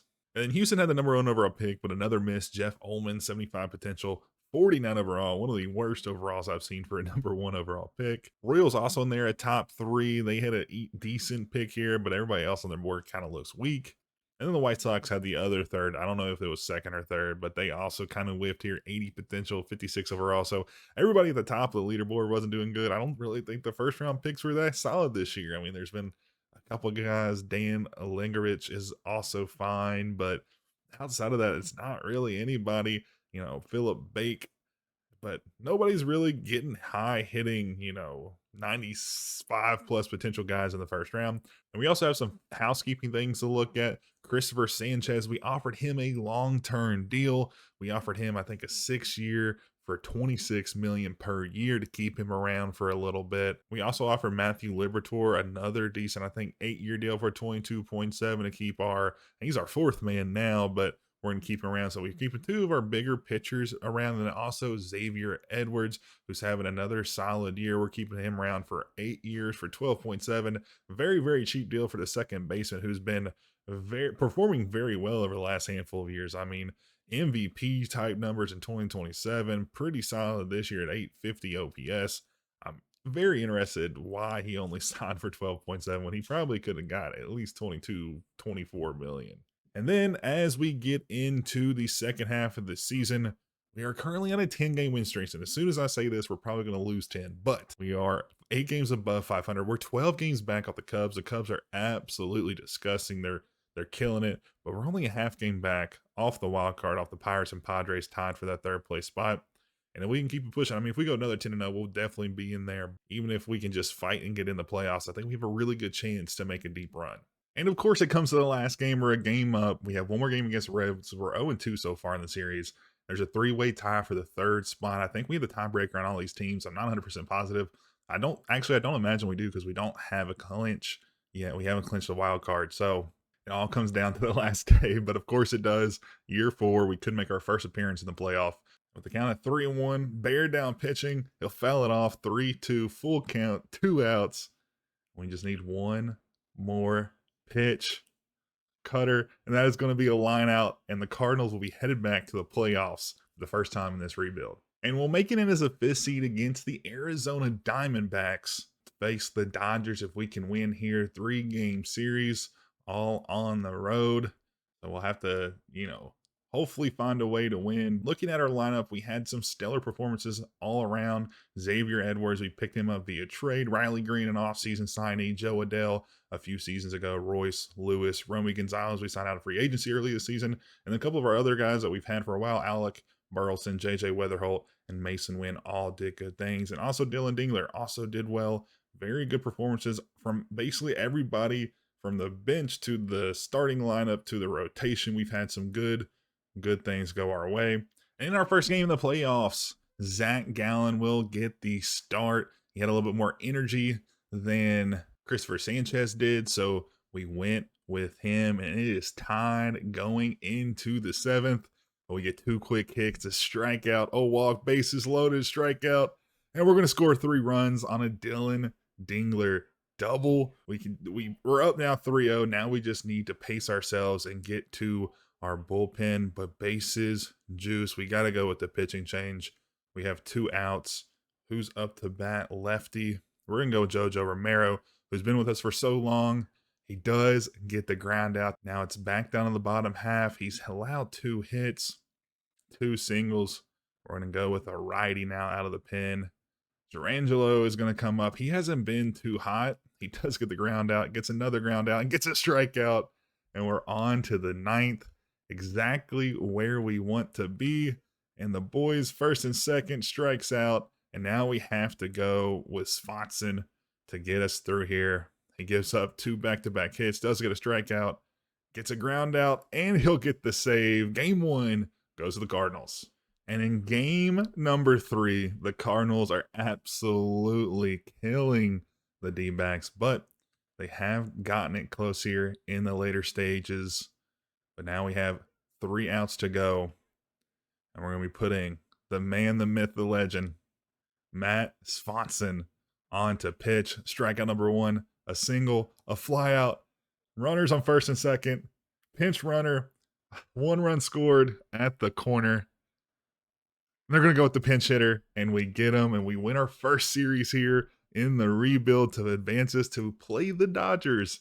And hopefully we can take them down in 5. And unfortunately, the Dodgers will take us down in game 5. We got the series tied up. We actually took a 2-1 lead, but we weren't able to get it closed out. And we'll have to try again next season, year 5. But this year, you winning a series in the playoffs is a huge improvement over the last 2 years, where last year we were close, but not close enough. But we finally get over the hump this time and make the playoffs. So on to year 5, where I think we have a great shot to win our first World Series. And the Cubs do take down the Dodgers. They sweep them and then also take down the Orioles to win their first World Series since I think 2016. I'm not exactly sure if they've won one in this rebuild. We haven't been keeping up. All in all, I think a good season. We went, 5 games with the Dodgers in the NLDS. We beat the Diamondbacks for the wild card for our first postseason win in so many years. But hopefully we can get over the hump and get back to our first World Series since I think 2011, or at least hopefully win our first one, definitely since 2011. And heading into off season number 4, we can take a look at our depth chart. I don't think we really have a major weak point. Obviously, we're not the best at every position, but being with a, middle market team, you're not going to be able to do that. You can't offer, 50 million to every player you have like the Dodgers. I mean, we have 4 or 5 positions in the top 10. We have the other, 3 or 4 in the top half of the league. Our weakest one, shortstop, but Mason Wynn's there, and I don't really want to move him since he's been with the team from the start. I kind of want to win with Mason Wynn. Even that, we only have 12.4 million to spend, and we're not going to be able to offer any of these top guys. Paul Skeens has hit the market as well, 45 million a year.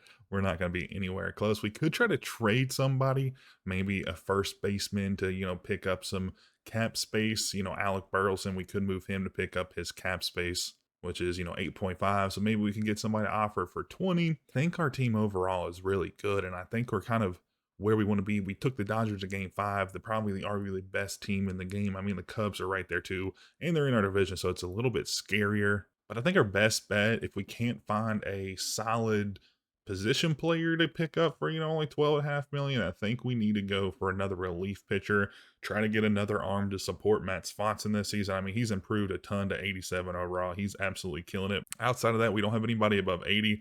Liam Doyle's like, at least top 3 guys are all starters. We don't really have actually many relief pitchers on the roster as is. And for the 2030 draft order, we'll be locked into the 24th position. We had a not too terrible record this past season, so it's pretty to be expected. But the Guardians and Red Sox both jump up big spots, and they'll be 1-2. Rockies will be at 3 again. The Rockies just have not had too much success getting that top pick. And we'll also pick up David Lynch the fourth, a 33-year-old reliever who's our best reliever, and we needed another lefty, so we picked one up. And Paul Skeens will be headed to the West Coast to play for the Mariners, and they're stacked up. They've been pretty solid the last few years. They've been able to stack up some top-tier talent. They get the best pitcher in the game at this point. And then the Cubs reload again. They get another top pitcher. Hunter Green comes from the Reds, 30 years old, 93 overall. Just another thing we have to contend with within the division. And the Cubs do it again, man. They get another trade, this time for Kyle Manzardo. He's only on a 1-year deal, but this is the season we want to make it to the World Series. So we're probably going to have to go through the Cubs more than once, definitely through the regular season and possibly again in the playoffs. But coming into year 5, this is our team right here. We weren't able to sign a reliever just because we just didn't have the funds this season, but we'll probably make a trade at some point to bring another guy in because I do think we need at least one more arm, especially a lefty. We don't have a ton of those. We have Durangelo out there, and then also Daniel Lynch they can pitch from the left-hand side. I still think we need another one for longevity purposes, but outside of that, we have a solid roster. It's pretty much the same team we ran it with last season. We're running it back, some changes here and there. I think we're going to try to move Pedro Baez possibly for a big-time reliever, maybe around halfway through the season, just because we don't need 3 catchers on the Major League roster. I just don't really feel like that is super useful. Pedro Baez can play at first base, but we already kind of split time with Alec Burleson and Romy Gonzalez. We do a little bit of platoon action there, so it just kind of depends. I do think we need another reliever, and that's kind of going to be our big fix this season. But it is time to upgrade our scout. We're going to go with Thomas Barger, who's going to scout pitchers for us. At this point, again, we're not really super keen on scouting just because we are hopefully going to be a playoff team every season and not going to be getting a top pick. In the days before the All-Star break, we make a blockbuster trade. And that is to send Jung-Hoo Lee, or bring Jung-Hoo Lee into the team for J.J. Weatherholt. I didn't love sending JJ to the Giants, but Jung-Hoo Lee's having a killer season, a 331 average, 18 homers, 53 RBIs. He's 31 years old, but he still has 5 years on his deal. And we also do have a ton of second base, and we kind of messed up signing Xavier Edwards and JJ Weatherholt to long-term deals. So we had to move one of them, and I think moving JJ was better because Xavier Edwards' bat is just so good. and so is Jungkook Lee's. He's going to man our center field spot. His arm's electric. He has an amazing bat tool. Would love to see more power, but he has some decent pop for a guy who doesn't have a ton of power. 18 homers this season. And he's going to be the guy that hopefully, I'm going to keep saying hopefully, pushes us over the edge because we're 40 and 51 right now. Not too hot. We haven't had a terrible season. I mean, we're the 8th ranked team now, but our division is just so crazy good, and that is our issue. I've never seen the NL Central be a solid contending division for the best division in baseball. But in this franchise, they are the best division in baseball by far. They are absolutely killing it, better than the AL East and NL West. Like, they are disgusting. And of course, that is what we have to contend with in this rebuild. And right now, our team is hitting an absolute hot streak. So many players on a heater. And if that can continue, we should be able to climb back very quickly. And starting us off for the first pick there is going to be the Guardians, who take a second baseman. Number 9 projected, 14th for us. We didn't really scout him. Not really sure how we projected him lower than the MLB. I guess we had a couple guys move up. And then Richard Ochoa, right fielder, who was projected to go late 50th, almost to the second in the second round. He'll go to the second pick. And then Sam Hargrove, a solid pitcher. We scouted him a little bit, but he looks to be very, very disgusting. But a guy we did want to pick up was going to be Michael Takiki. But I guess since we have Jungkook Lee now, it's not that big of a deal. But he's very killer. Moved from 32nd to 4th on our board. And we also scouted Desmond Thompson, another solid player. Starting pitcher, projected 23 for the MLB, but 5th for us and moved up. He looks to be very good. Has a good pitch mix, some good stats. But we won't get either of them. But our break here is going to be Joe Watson, a guy that moved up from the 97th pick to the 21st pick. Has solid potential, 82 to 94. He's young, he can throw, he's a right-handed pitcher. He has a very, very solid pitch mix. Would love to see that 2-seam get taken out for something else. Maybe we can change it to a 4-seamer. Probably won't make the majors anytime soon. He probably is going to be very low overall. And then for the next pick, we're going to take Elmo Hyde. 83 to 95 potential. It screams an absolutely crazy, crazy player. But that overall currently is 43 to 55. Not too good, and you'll see that through his present stats. But if he pans out to be a solid, low 80s player, he could be a very good trade piece down the line. He probably won't make the opening day roster at any point in our rebuild, especially if we only go 5 to 7 or 8 years. Maybe if we go 10, he'll come. But he's a solid player, and I like what I see, so we're going to draft him here. We're not going to spend too much time harping on it. And then our plan worked out. At the 61st pick, we're going to be able to pick up Cristobal Vergara. He's a solid player, and I was hoping that since he wasn't discovered by most teams, we were able to pick him up a little bit later, and it worked out. So we're going to pick him up here. Pretty decent stats. Hits per 9 against righties, solid. Hits per lefties could be improved a little bit. Home runs per 9 is very, very good for so young. And don't love the pitch mix, but the velocity gets up there to 97. So all in all, I think it's a solid pick. And this is the time where we're just kind of start picking off the wall. We have the 100th pick, the century mark, and we're going with Charlie St. Louis. How else could we go with anybody else? What a name. What a perfect timing. Has very good potential. We didn't even scout him. Think he may work for no other reason than the fact that his last name is St. Louis. And then next up, we're going to pick Joe Robles. We had him projected in the top 100. He's a discovered player. Has a great pitch mix. Good break on that slider as his number 1 pick. Stamina solid. Home runs per 9 is very, very good. Other stats, a little bit worse for wear, but later in these rounds, these drafts, I don't think you can really make too big of a mistake. And then at 160, we have Julio Pena.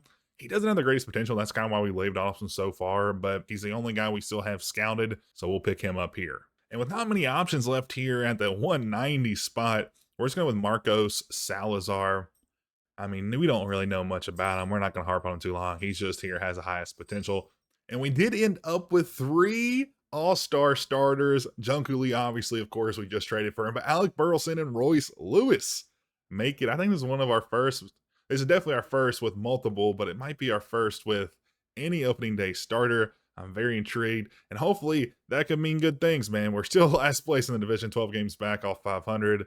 But we need to make a push. And I think with the Jungkook Lee trade, it should spur us into some good things. And looking at our draft picks, we did a pretty solid job with the top part. Joe Watson, the starting pitcher we brought in. Again, hits per 9 and Ks per 9 against righties is pretty abysmal. But an 89 potential, 56 overall, working project for sure. Next up, we have Elmo Hyde, a 92 potential, 52 overall center fielder. Has some pretty good speed. He comes in at 206, 6 foot tall. He doesn't really have anything else other than speed. Fielding's not great. Power's not great. Contacts not great, but he's going to be a work in progress. And again, same thing like most of the guys we're drafting now. He may not play a role here, but Cristobal Vergara, a 56 overall, 84 potential, not too shabby. And then Joe Robles, a starting pitcher who we got pretty late into the draft. He has very good stamina, very good hits per nine, or sorry, home runs per nine for a pitcher that doesn't really have much else. And then that potential all the way up to 88. Again, another long-term project. The Julio Pena comes in at 65 overall, 64 potential, not too sharp. And then Marco Salazar, pretty rough. Charlie St. Louis, though, the closing pitcher, did not want to come play in the city with the same last name. Sam Hargrove, which I think was the number 3 overall pick, 92 potential, pretty good overall, 71 overall. And then a really good pick here is Jose Carvajal, 94 potential, 71 overall. And then Billy Ramey, probably the best, I think the best potential we've seen in this rebuild, 98 with a 66 overall for him. And he's pretty solid. Another good starting pitcher. We've had some good starting pitchers in this class. But the Guardians, the number 1 overall pick, went with Milt Kavalenko. Not too bad, 71 overall, but potential for a number 1 overall pick isn't really there, 83 potential. And then the number 2 pick, Richard Ochoa, an absolute bust. The Red Sox didn't do good at all in their draft. And in one of the most generational runs, the Cardinals make it back to the playoffs for the 2nd year in a row. Just look at this month of August. We only lost like 7 or 8 games. Every Tuesday we lost for some reason. But outside of that, we had a killer into the season, and we were able to do it without one of our better players, Riley Green, who has a fractured leg and he's going to miss the playoffs. We still had a generational comeback, and I just honestly can't believe it. I mean, looking at this, we finished 85 and 77. I would love, in our last team we were 7-3. I would love to see a breakdown, per month, but we were able to come back and get that last wild card spot. It came down on the last day. We needed to win if the Brewers won, but the Brewers lost, and we lost anyways. But we were 1 game ahead of them. So now we'll head on to face the Marlins wild card, and if we can win, we'll face the Cubs. It's going to be a tough road ahead of us, but I think we have a solid chance to do some damage. And looking here, Jung-Hoo Lee was a massive get at the trade deadline right before the All-Star break. 52 doubles led the league in batting average, and he also led the league in hits. So he was a pivotal reason why we are here in the playoffs this season. And he's also going to take home the batting title. Royce Lewis will come in 3rd place for the MVP. We thought about trading for James Wood actually halfway through the season, but since he was on a 1-year deal and he was like costing 30-something million, we weren't going to be able to re-sign him. We decided against him. That's when we went and got Jung-Hoo Lee. So I think all in all was a very good trade for us, and I'm glad we did that. Christopher Sanchez also came in 3rd in Cy Young. Jung-Hoo Lee again won the batting title. We just had a killer year. I'm very excited where we're at. Dylan Dinier came in with the Gold Glove and catcher spot. We had a great season. This is better than last season, in my opinion. Alec Burleson came in 3rd place for Silver Slugger with a 291 average. Would love to see a little bit more homers there. Shohei Ohtani will take it over him. Xavier Edwards, 2nd base, 3rd place. Royce Lewis, 2nd place there at Silver Slugger. So all in all, a very impressive season. But now it's on to the playoffs. Hopefully we can take down the Marlins and move on to the NLDS. And as we get into game 1, Zach Gallen will be our starter on the mound, and he has us in a massive lead. 3 to not massive, but 3-0 is huge in the playoffs. And through the 8th inning, he is solid. But now in the bottom half, he has gotten us this far. And I think, oh my God, I think we're going to let him go. Ground out, strikeout, single, strikeout. He has a full game shutout, a 3-hit shutout in game 1 from Zach Gallen. Absolutely huge. And now it's on to game 2 and see if we can sweep them here and move on to round 2. And now in a game 2 where Christopher Sanchez is on the bump and he is going 3-0 into the 7th. He also had some great games this year. I think he had like 2 or 3 shutouts, as he will go into the 8th. We're going to let him go here. A double. All right, we got to make the pitching change. They have a lefty or a righty up to bat. We're going to go, oh man, this is really where it gets a little bit worrisome. And it's a little bit worrisome because our relievers haven't been that good this season. But 1 out, 2 out, 3 out, and we're out of the inning. And now it's on time for Matt Swanson. 86 overall. He's actually regressed this season, but he gets the first out, second out, a single, but it doesn't matter. And the Marlins are down in 2, and the Cardinals are on to the NLDS 4-1. And they will go back to the NLDS. I'm so excited because I really didn't think we were going to make a run this year, but the month of August was absolutely exceptional. I was simulating 1 game per time, and I just was getting so anxious thinking that we were just going to blow away this season. It's going to be a Sandy Alcantara versus Hunter Green opening start, and Hunter Green is going to have the advantage here early. He was their recent signing this last offseason.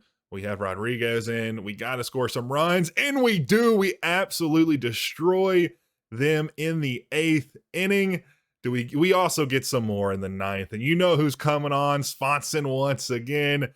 A single, fly out, a single, runners on the corners, a walk, bases juiced, a strikeout, and then we get another out. And this is 3 in a row. We haven't lost in the playoffs. 9-5. We take them down on the road. If we can steal another, we'll have 2 games at home to sweep them. And what a performance by Yuriel Rodriguez. Alcantara only went 3 1/3, and he came in through the middle parts of the game and just completely shut them down. And just talking about their team, they have Logan Gilbert as the 2-option man. Just an absolutely insane. The Jung Hoo lead hits us off with a solo homer to start the game and going to put us up early. And we'll have the lead 6-3 as we head into the 7th. As we went through our bullpen here. Our manager's done some good work for us. On to the 9th. We don't get insurance runs, but you know it's time for Matt Swanson to come in once again. He gets a ground out. They double him. He walks them, and they're going to have a double play to end it as we will head back to St. Louis with a 2-0 lead, and we're still undefeated in the playoffs 4-0. And we're back in St. Louis with Zach Gallen on the bump, who had a complete game shutout in the last one, and he's looking to go back-to-back with wins. We're going to leave him out here. He gets a strikeout, gets a pop-up, and gets us out of the inning. We can fast-forward this. We don't get any runs there. I'm tempted to leave him in. All right, we left him in for 1. We're going to go with a pitching change to a lefty. We'll go with Matsui. He's been pretty good this year, and he gets the 2 outs we need. Fast forward again, on to the top of the 9th. And like I've been saying all playoffs, it's time for the man, Matt Swanson, with 1 run. Oh my goodness, runners at the corners, sac fly, game tied, fielder's choice, walk, popped up to get us out of trouble. 2 walks, and the run scored, and we sweep the Cubs. Now on to the NLCS for the first time in so long for the Cardinals as we take down the Cubs, the division rival at home in 3 games. Swanson with the win. Joe Adell 2 for 4 with 2 big bombs. Royce Lewis adds another, and Jung Hoo Lee 1 for 3. All of our guys that we've brought in the last few years have done wonders for us recently. And Zach Gallen will be on the bump for us, and he's had a killer season so far. But he did allow 4 runs in the first inning today, but we were able to get back and get within 1 run. Headed into the 8th. We get a double play, runner on 3rd, and we strike out. We weren't able to get the run in. On to the top of the 9th. We get a double by Xavier Edwards. A walk by Royce Lewis. Another walk to load the bases. 3-run score off a Romy Gonzalez triple. And we are on top once again. Another walk by Burleson. Bases loaded once again. A pop-up. And it doesn't score anybody. A pitcher change. A runner scores. Another pop-up. 2 outs now. And with bases loaded, we'll leave 3 on. But it's time for Matt Swanson in game number 1. He's been so good so far. He gets a strikeout, a flyout, and a line out to end game 1 as the Cardinals take down the Dodgers on the road to go 1-0 in the series. And a killer performance from Joe Adell, a 2 for 3 day, a homer and 2 RBIs. Xavier Edwards 2 for 6, so average doesn't look too hot. He had a double and 2 runs. Bobby Turner 3 for 4. Dylan Dingler 2 for 5 with a double and 2 ribbies. Very good performance. Daniel Lynch also came in, shut down the team. Swanson got his 3rd save of the season. 16 hits for the boys, and we're on to game 2.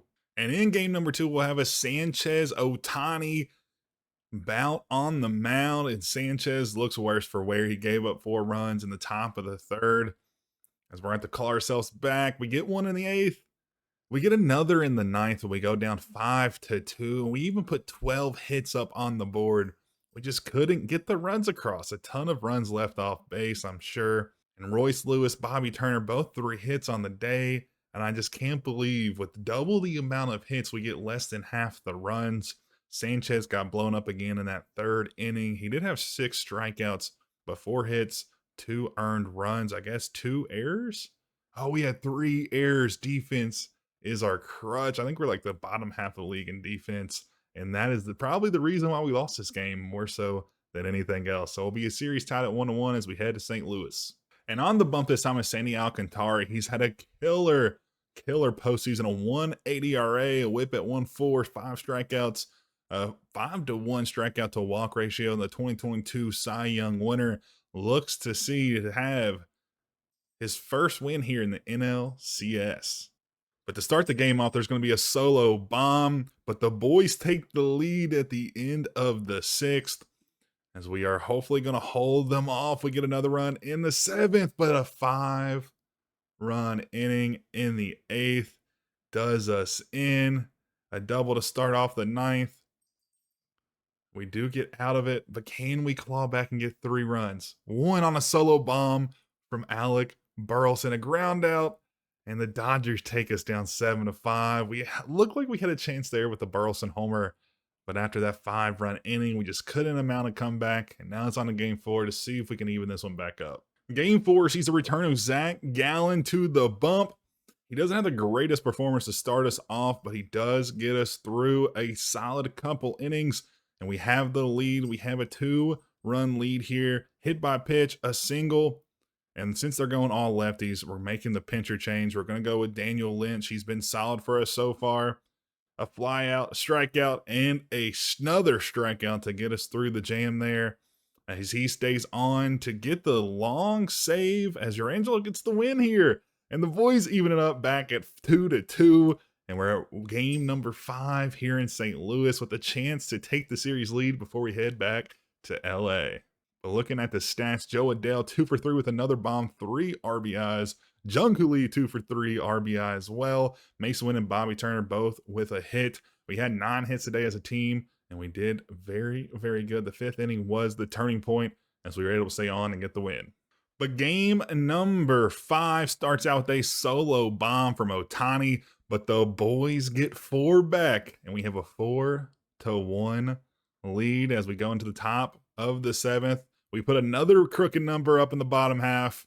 We don't get one in the 8th, and we're going with the pitching change. I know we don't have the save opportunity, but we need this win. We're going back to LA next game. We need a massive win. Double from Tommy Edman, a ground out, runner to third though, another ground out, and it doesn't come across as the boys stay on 5-1. Swanson doesn't get the save, but he comes in super, super clutch and makes sure he don't score a run. So we can go back to LA with the series lead at 3-2. And I think we have a great chance. We just got to win 1 of 2 in LA, but that is a task harder than it seems on paper. Alec Burleson, 2 for 4, 2 homer, 3 RBI game. Jo Adell, another big bomb. Jung-Hoo Lee and Pedro Pages, 1 for 3 today with a double. Just an all-around great performance from the Redbirds. And on the road again, Yoshinobu takes the mound. He's going to be up against Zach Gallen, who is on short rest. He had almost like 85% energy, but he's just been so good this series that we wanted him to be back on the mound. And the boys have the lead, 5-2. As we head into the 7th, we don't get one on the board, but they put a 3 spot up to get back to tie. Daniel Lynch on the bump. He allows a single, a walk. A run scores. We got to take him out. We got to go with the pitching change. Nobody really up. We could have went with a starting pitcher, I guess. A strikeout, a walk, a ground out to get us out of the inning. But they're up 1, and we need a chance. Fly out, ground out. Who's up? Royce Lewis doesn't get it done, and it's going to come down to Game 7 here in LA to see if we can go to the World Series. Coming into Game 7 here, we got the notification that Bobby Turner had a headache, and we wanted to replace him. And I said, absolutely not. Game 7 of the NLCS, brother. You got to play through that headache and you got to get us the win. He's been having a killer series. I think he probably would be the NLCS MVP if we can name one. But there's no way a headache would keep this guy out, and especially when we got to face Tiny on the bump, who's had a sub-3 ERA throughout the playoffs. We need a big win here. We need everybody on board. But we need to come through, and we start off hot. We have a 3-1 lead. We start off with 2 runs in the first half. We get another in the 6th. Alcantara on the bump has another good inning, and we get 2 in the 7th, and it is so close. All we have to do is hold off the Dodgers for another 2 innings. 3 more outs, and the boys would be in the World Series. We're going to let them go all 9. We are going to oh my goodness. We didn't choose to do that. A solo shot as soon as Ryan Fernandez comes in, but we have 6 more runs, and we're going to jump in for this last at bat from the manager position in a big moment. And we have 6 runs. I'm trying to make it dramatic, but honest to God, if we lose this game, it would probably be the biggest downfall in all of baseball history. But Baez does get on. He'll stop at first. And we're going to pull Fernandez for Svensson here to see if he can just get one singular out. We just need one. It's not even a tough situation. We got 6 runs. We just don't want a big blast to make it 3.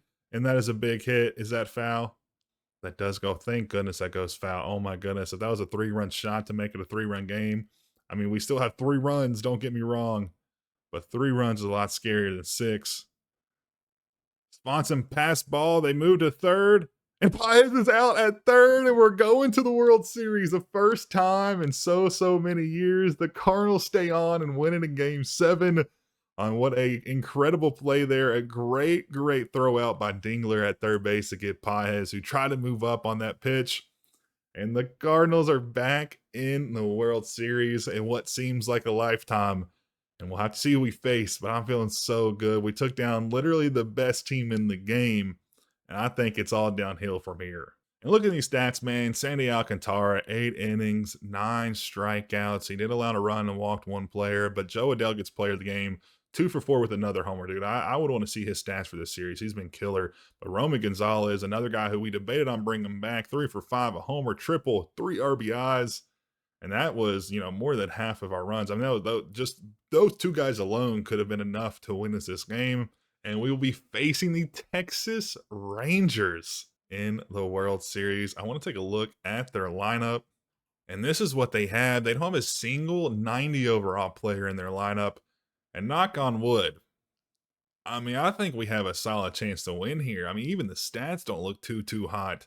I mean, their best player is, Josh Young or aging Corey Singer, who's actually had a good season this year. And then the rotation, I mean, 83, 83, 82, 82. I mean, they have had good playoff runs this year, but I'm not even going to jinx it. We got to play the games, but I think we have a really good chance to earn our first World Series in a long time.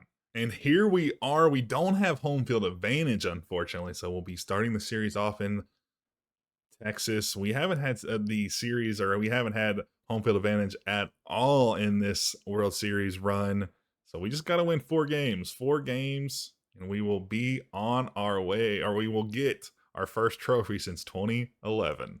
But throughout this first portion of the game, it's been all Cardinals, a 4-1 series or game lead right now. As we're headed into the 8th, they do get a run back, so we're going to go quick manage here. We're going to fast forward this innings. We put up a 2 spot. Christopher Sanchez definitely needs to come out. Since we go with 2 righties after this, we're going to put in Grashifo to see if he can get us through this. Ground out, pop up, ground out to get us through the bottom half. And on to, or no, we're gonna stick with Grashifo, but he does allow a triple. One run scored there. We're gonna bring in Svensson. He's been incredible this playoff series. Strikeout, fielder's choice, and another strikeout to take the lead and win 6-3 as we will head into game 2 up 1-0. And on to game number 2, we put up a 4 spot in the first inning. We're going to go ahead and simulate into the 9th because we already have a solid lead into the top half. What can we do here? Bobby Turner, oh my goodness, 2 more runs, and that is plenty. We're not even going to worry about it. We put up a 0 as we take the win 7-0 here on the road, and we're 2-0 in the series. We swept them at home, and we have the chance to take the win and win the World Series back in St. Louis, which would just be such a nice way to cap off this rebuild. Gallen with another impressive performance, no earned, 8 strikeouts, 7 innings pitched. Dylan Dingler, a 3 for 4 day. Romy Gonzalez, another homer. Burleson Lewis also with doubles to help us through. 12 hits, 7 runs, and a complete game, multiple pitcher shutout. And game number 3 starts out pretty solid as we go no runs through 4, but we do finally get a couple up on the board through the 5th, 6th, and 7th, but the game is tied as Yariel Rodriguez is on the bump, a pop-up, a strikeout, and another out to get us out of the inning. Jung-Hoo Lee, who's been so solid all playoff run, gets a single from Edwards. They're going to switch the pitchers and a walk to load the bases. A strikeout from Adele, but Romy Gonzalez comes through with the 2 RBI singles to put us back up top, and Burleson with the triple to clear the bases. Has us a 4-run lead, another run just because as Bobby Turner gets the double, and we're going to leave Rodriguez on to get the 3 outs as we take the 3-0 series lead at home, and we are 1 game away from completing this rebuild and finally bringing a title back to St. Louis. But killer performance from the youngster Bobby Turner, 4 for 5, a homer, 2 doubles. Jung-Hoo Lee also comes in with a homer and a double and an RBI, 3 for 5. This tandem of 2 guys here, these 2 outfitters we have been killer all playoff long, and they just keep it going here in game 3. And here we are, game number 4 of the World Series. Can we close it out in the sweep with all the fans on their feet? I'm not even sure how many seats that Busch Stadium sits, but we are just 9 innings away. 9 quick innings from getting the first World Series since 2011. I've said it so many times, but it's been almost 20 years if you count the in-game years since there's been a title here from a team that has the second most World Series titles, 11, and right behind, well, not right behind the Yankees, but they're the team behind the Yankees. The Yankees have 27. Half of them shouldn't count, but regardless, we're only so many outs, 27 outs away from a World Series. Can we get it done here? And we're going to start off with a solo bomb from Seager, but it doesn't matter because we put up a 6 spot in the 6th inning.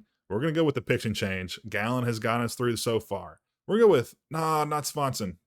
I didn't mean to go with Swanson. He'll get us through the 7th. He'll get us through the 8th. He gets the first out of the 9th.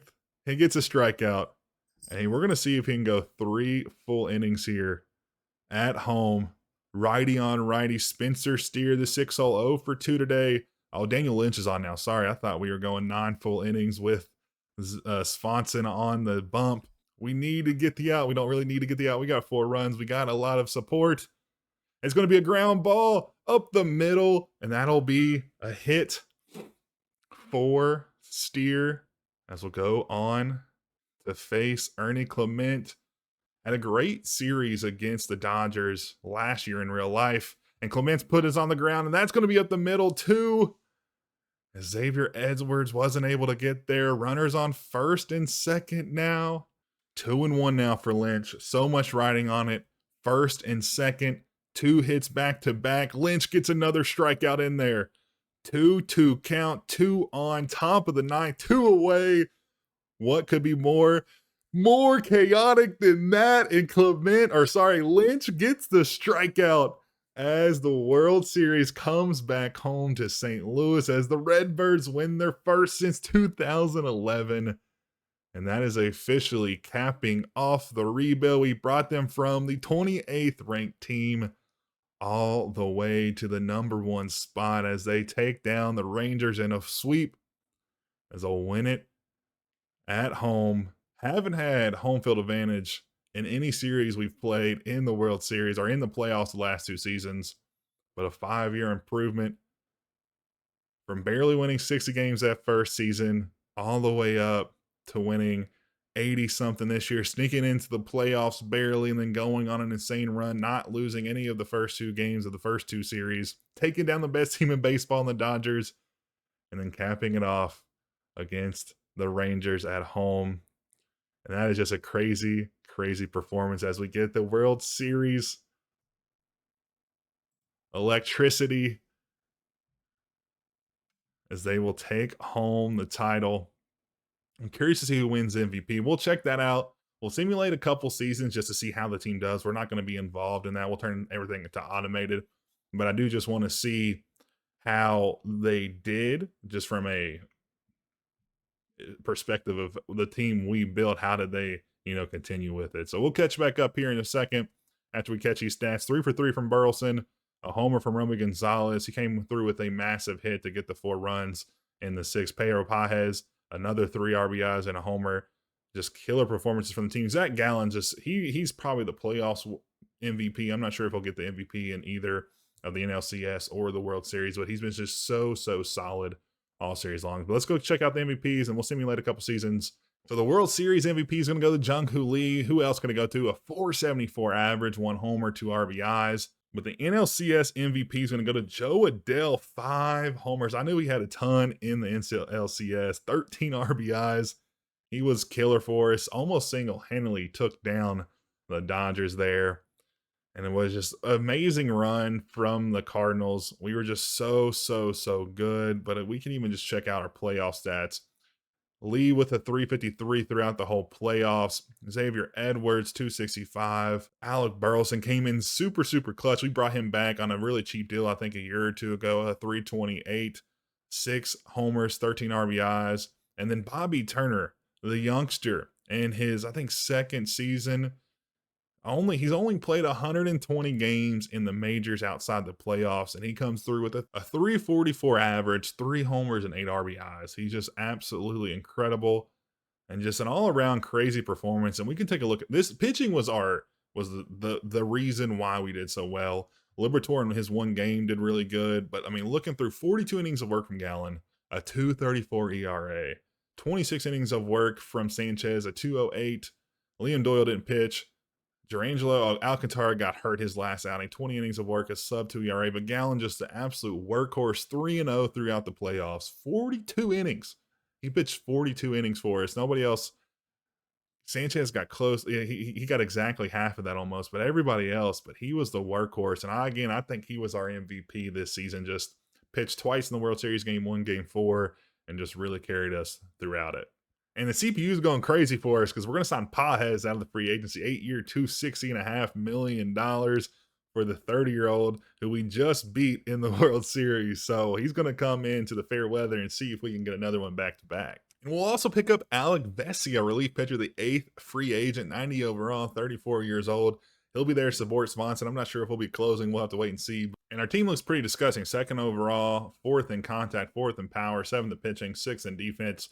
Slowest team in the league, but I think all around are pretty good. You can take a look at the lineups here. It's kind of our, backup players on the bench, just to give you an idea of our 6th season here. Pitching staff looks pretty similar outside of Gallen leaving. Can't believe they didn't try to sign him, but I think the CPU's got a pretty good run of it. See if we can make a run back to the playoffs. And we'll make a deal at the trade deadline or close to the trade deadline. Justin Diamond for Alex Vesia. That's probably because we're under 535 and 41 right now. I'm not sure if they're going to sell everybody. That's interesting to see that we're trading one of our better relief pitchers so early before the deadline. And they also trade Swanson away for Steven Chen, a C potential. I don't understand the CPU's logic right here.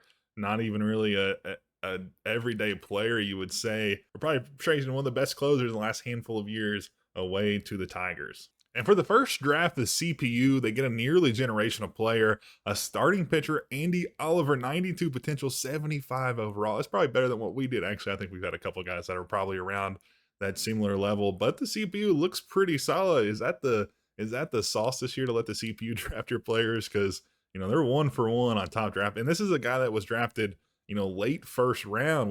We won the World Series. We had the last pick in the 1st round, which is absolutely absurd. So looking at the postseason bracket, we made the wild card again as the 6th seed, and we actually beat the Nationals to move on to the NLDS against the Cubs. So they get their revenge this time and go 3-0 against us and sweep us out, and they move on and get the World Series title themselves. So it stays in the NL Central. And then Jung-Hoo Lee gets the World Series MVP again, but this time for the Cubs. He went back to back and goes for literally two different teams, which is hilarious. But MVP goes back to the Dodgers. Shohei Ohtani gets it again. Elly De La Cruz still in Cincinnati gets it. Aaron Judge gets it as well. I don't think any of our players did. Carson Kelly with the Gold Glove at catcher. Alec Burleson came in second place for Gold Glove. Mason Wynn always going to be a shoe-in for a shortstop Gold Glove if he plays enough.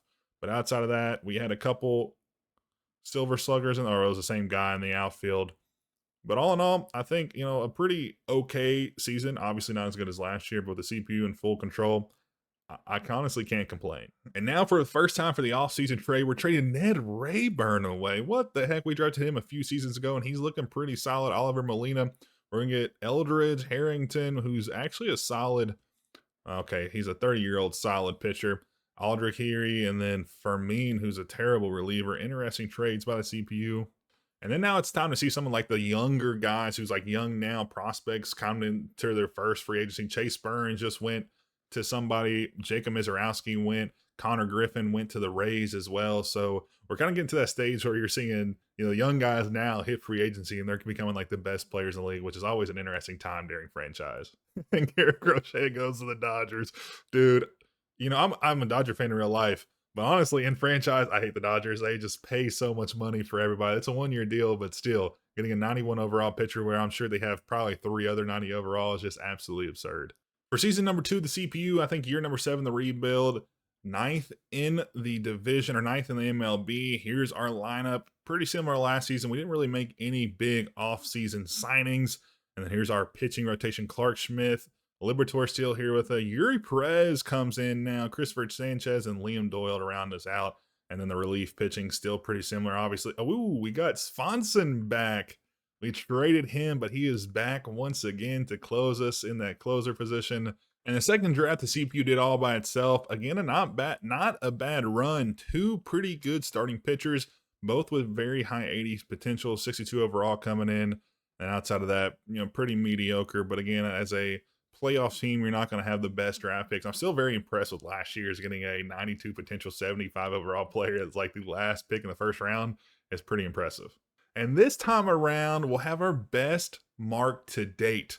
We put up a 90-plus win season. You can see our league leaders there, a ton of players doing really good things. We clinched the division 92-70, our best record to date. And I just can't believe that we came in with that, just because we're the 10th ranked team. We didn't sign any big free agents. We didn't make any trades at the deadline. We just kind of went with it, trade some of our top prospects for mediocre rotation type of guys. And we come in and win the division. The Cubs, who, have spent, they don't even make the playoffs. So we'll have a bye and hopefully see if we can make a run back to the World Series. But that doesn't happen as the Brewers take us down 3-0. They go on to win the whole thing against the Angels, who did a rebuild of their own in this one. But yeah, I mean, for a regular season, division title, we finally won one of those. We haven't won those yet. We clinched the division this year, and then we also got a bye into the NDS. I think all in all, these last handful of seasons have been really good. I think a lot of Cardinals fans in real life would be pretty pleased with this turnaround. And now for year 3, year 8 of the actual rebuild, but year 3, the CPU fully in control. We didn't sign any free agents again this year. We come in as the 11th team, but we won it last year as the 10th. So I think we have a good shot. Here's our lineup again, pretty much the same. Andy Pa has all the way up to 97 overall. Kobe Mayo is the first time appearance here. Bobby Turner, been on here for a few years. Mason Wynn also. Roniel Rodriguez finally makes it into the lineup on the opening day. And then here's our pitching staff. Pretty rough. We don't have Sanchez anymore. We have Michael King, Yuri Perez, again, Art Watkins, who's making his run up. We drafted him, I think, year 1 or year 2, and then Liberatore still here. He's in his age 33 season, so he's been with us basically the whole time. Christopher Sanchez is still with us. He's in the relief pitcher role, though. He's regressed all the way down to the 79. He's fallen off so quick. He was a 91 2 years ago when we won the World Series. Swanson's still here, but he's moved into a middle relief pitching role because we picked up George Sariano, who's an 81 overall. I'm switching that. Why? Oh, he's injured. But yeah, all in all, I mean, we made it last season. We could possibly make it this season, but this will be the last year of this as we try to, win the second World Series. We'll see what we can do. And now it's on for the third draft. This time the CPU does kind of bust in the first round, but the second round pick is another starting. They love starting pitchers, I guess, as a CPU. 57 overall, 92 potential. So he's going to be good down the line, but again, going to be a long process before he gets there. 50 overall, 87 potential. But all in all, I think for out of the 3 years, we let the CPU do completely 100% the scouting, 100% the drafting, and also not having, a very good top of the line first, 5, 10, 15 pick, and they relegate to the bottom half every time. I think all in all, they did a very impressive job. We have like 4 or 5 prospects that I would be very happy with if we were drafting ourselves. And for the first time since we made it 4 seasons ago, we will miss the playoffs in our final year of this rebuild. Obviously, we sent me the last handful, but all in all, I think it's been a very impressive performance. We can look at the last handful of seasons we've had. We made the playoffs in 2029, our first season. We won 90 games. We won the World Series in 2030. We made it back to the NLDS 2 times. We won the division in 2032. And as a whole in this rebuild, I think it was very, very good. We didn't win multiple World Series, but we did win one in 5 seasons. So, let me know down in the comments what you all think and kind of how you all like this video. And if you did like it, leave, a like and hit that subscribe button. If you're not yet subscribed, it would be super helpful for the channel to help us push us out. But after all that, I think we did a very good job of getting the Cardinals back and finally winning them very first season. But as always, I appreciate y'all tuning in, and I'll catch you all in the next one.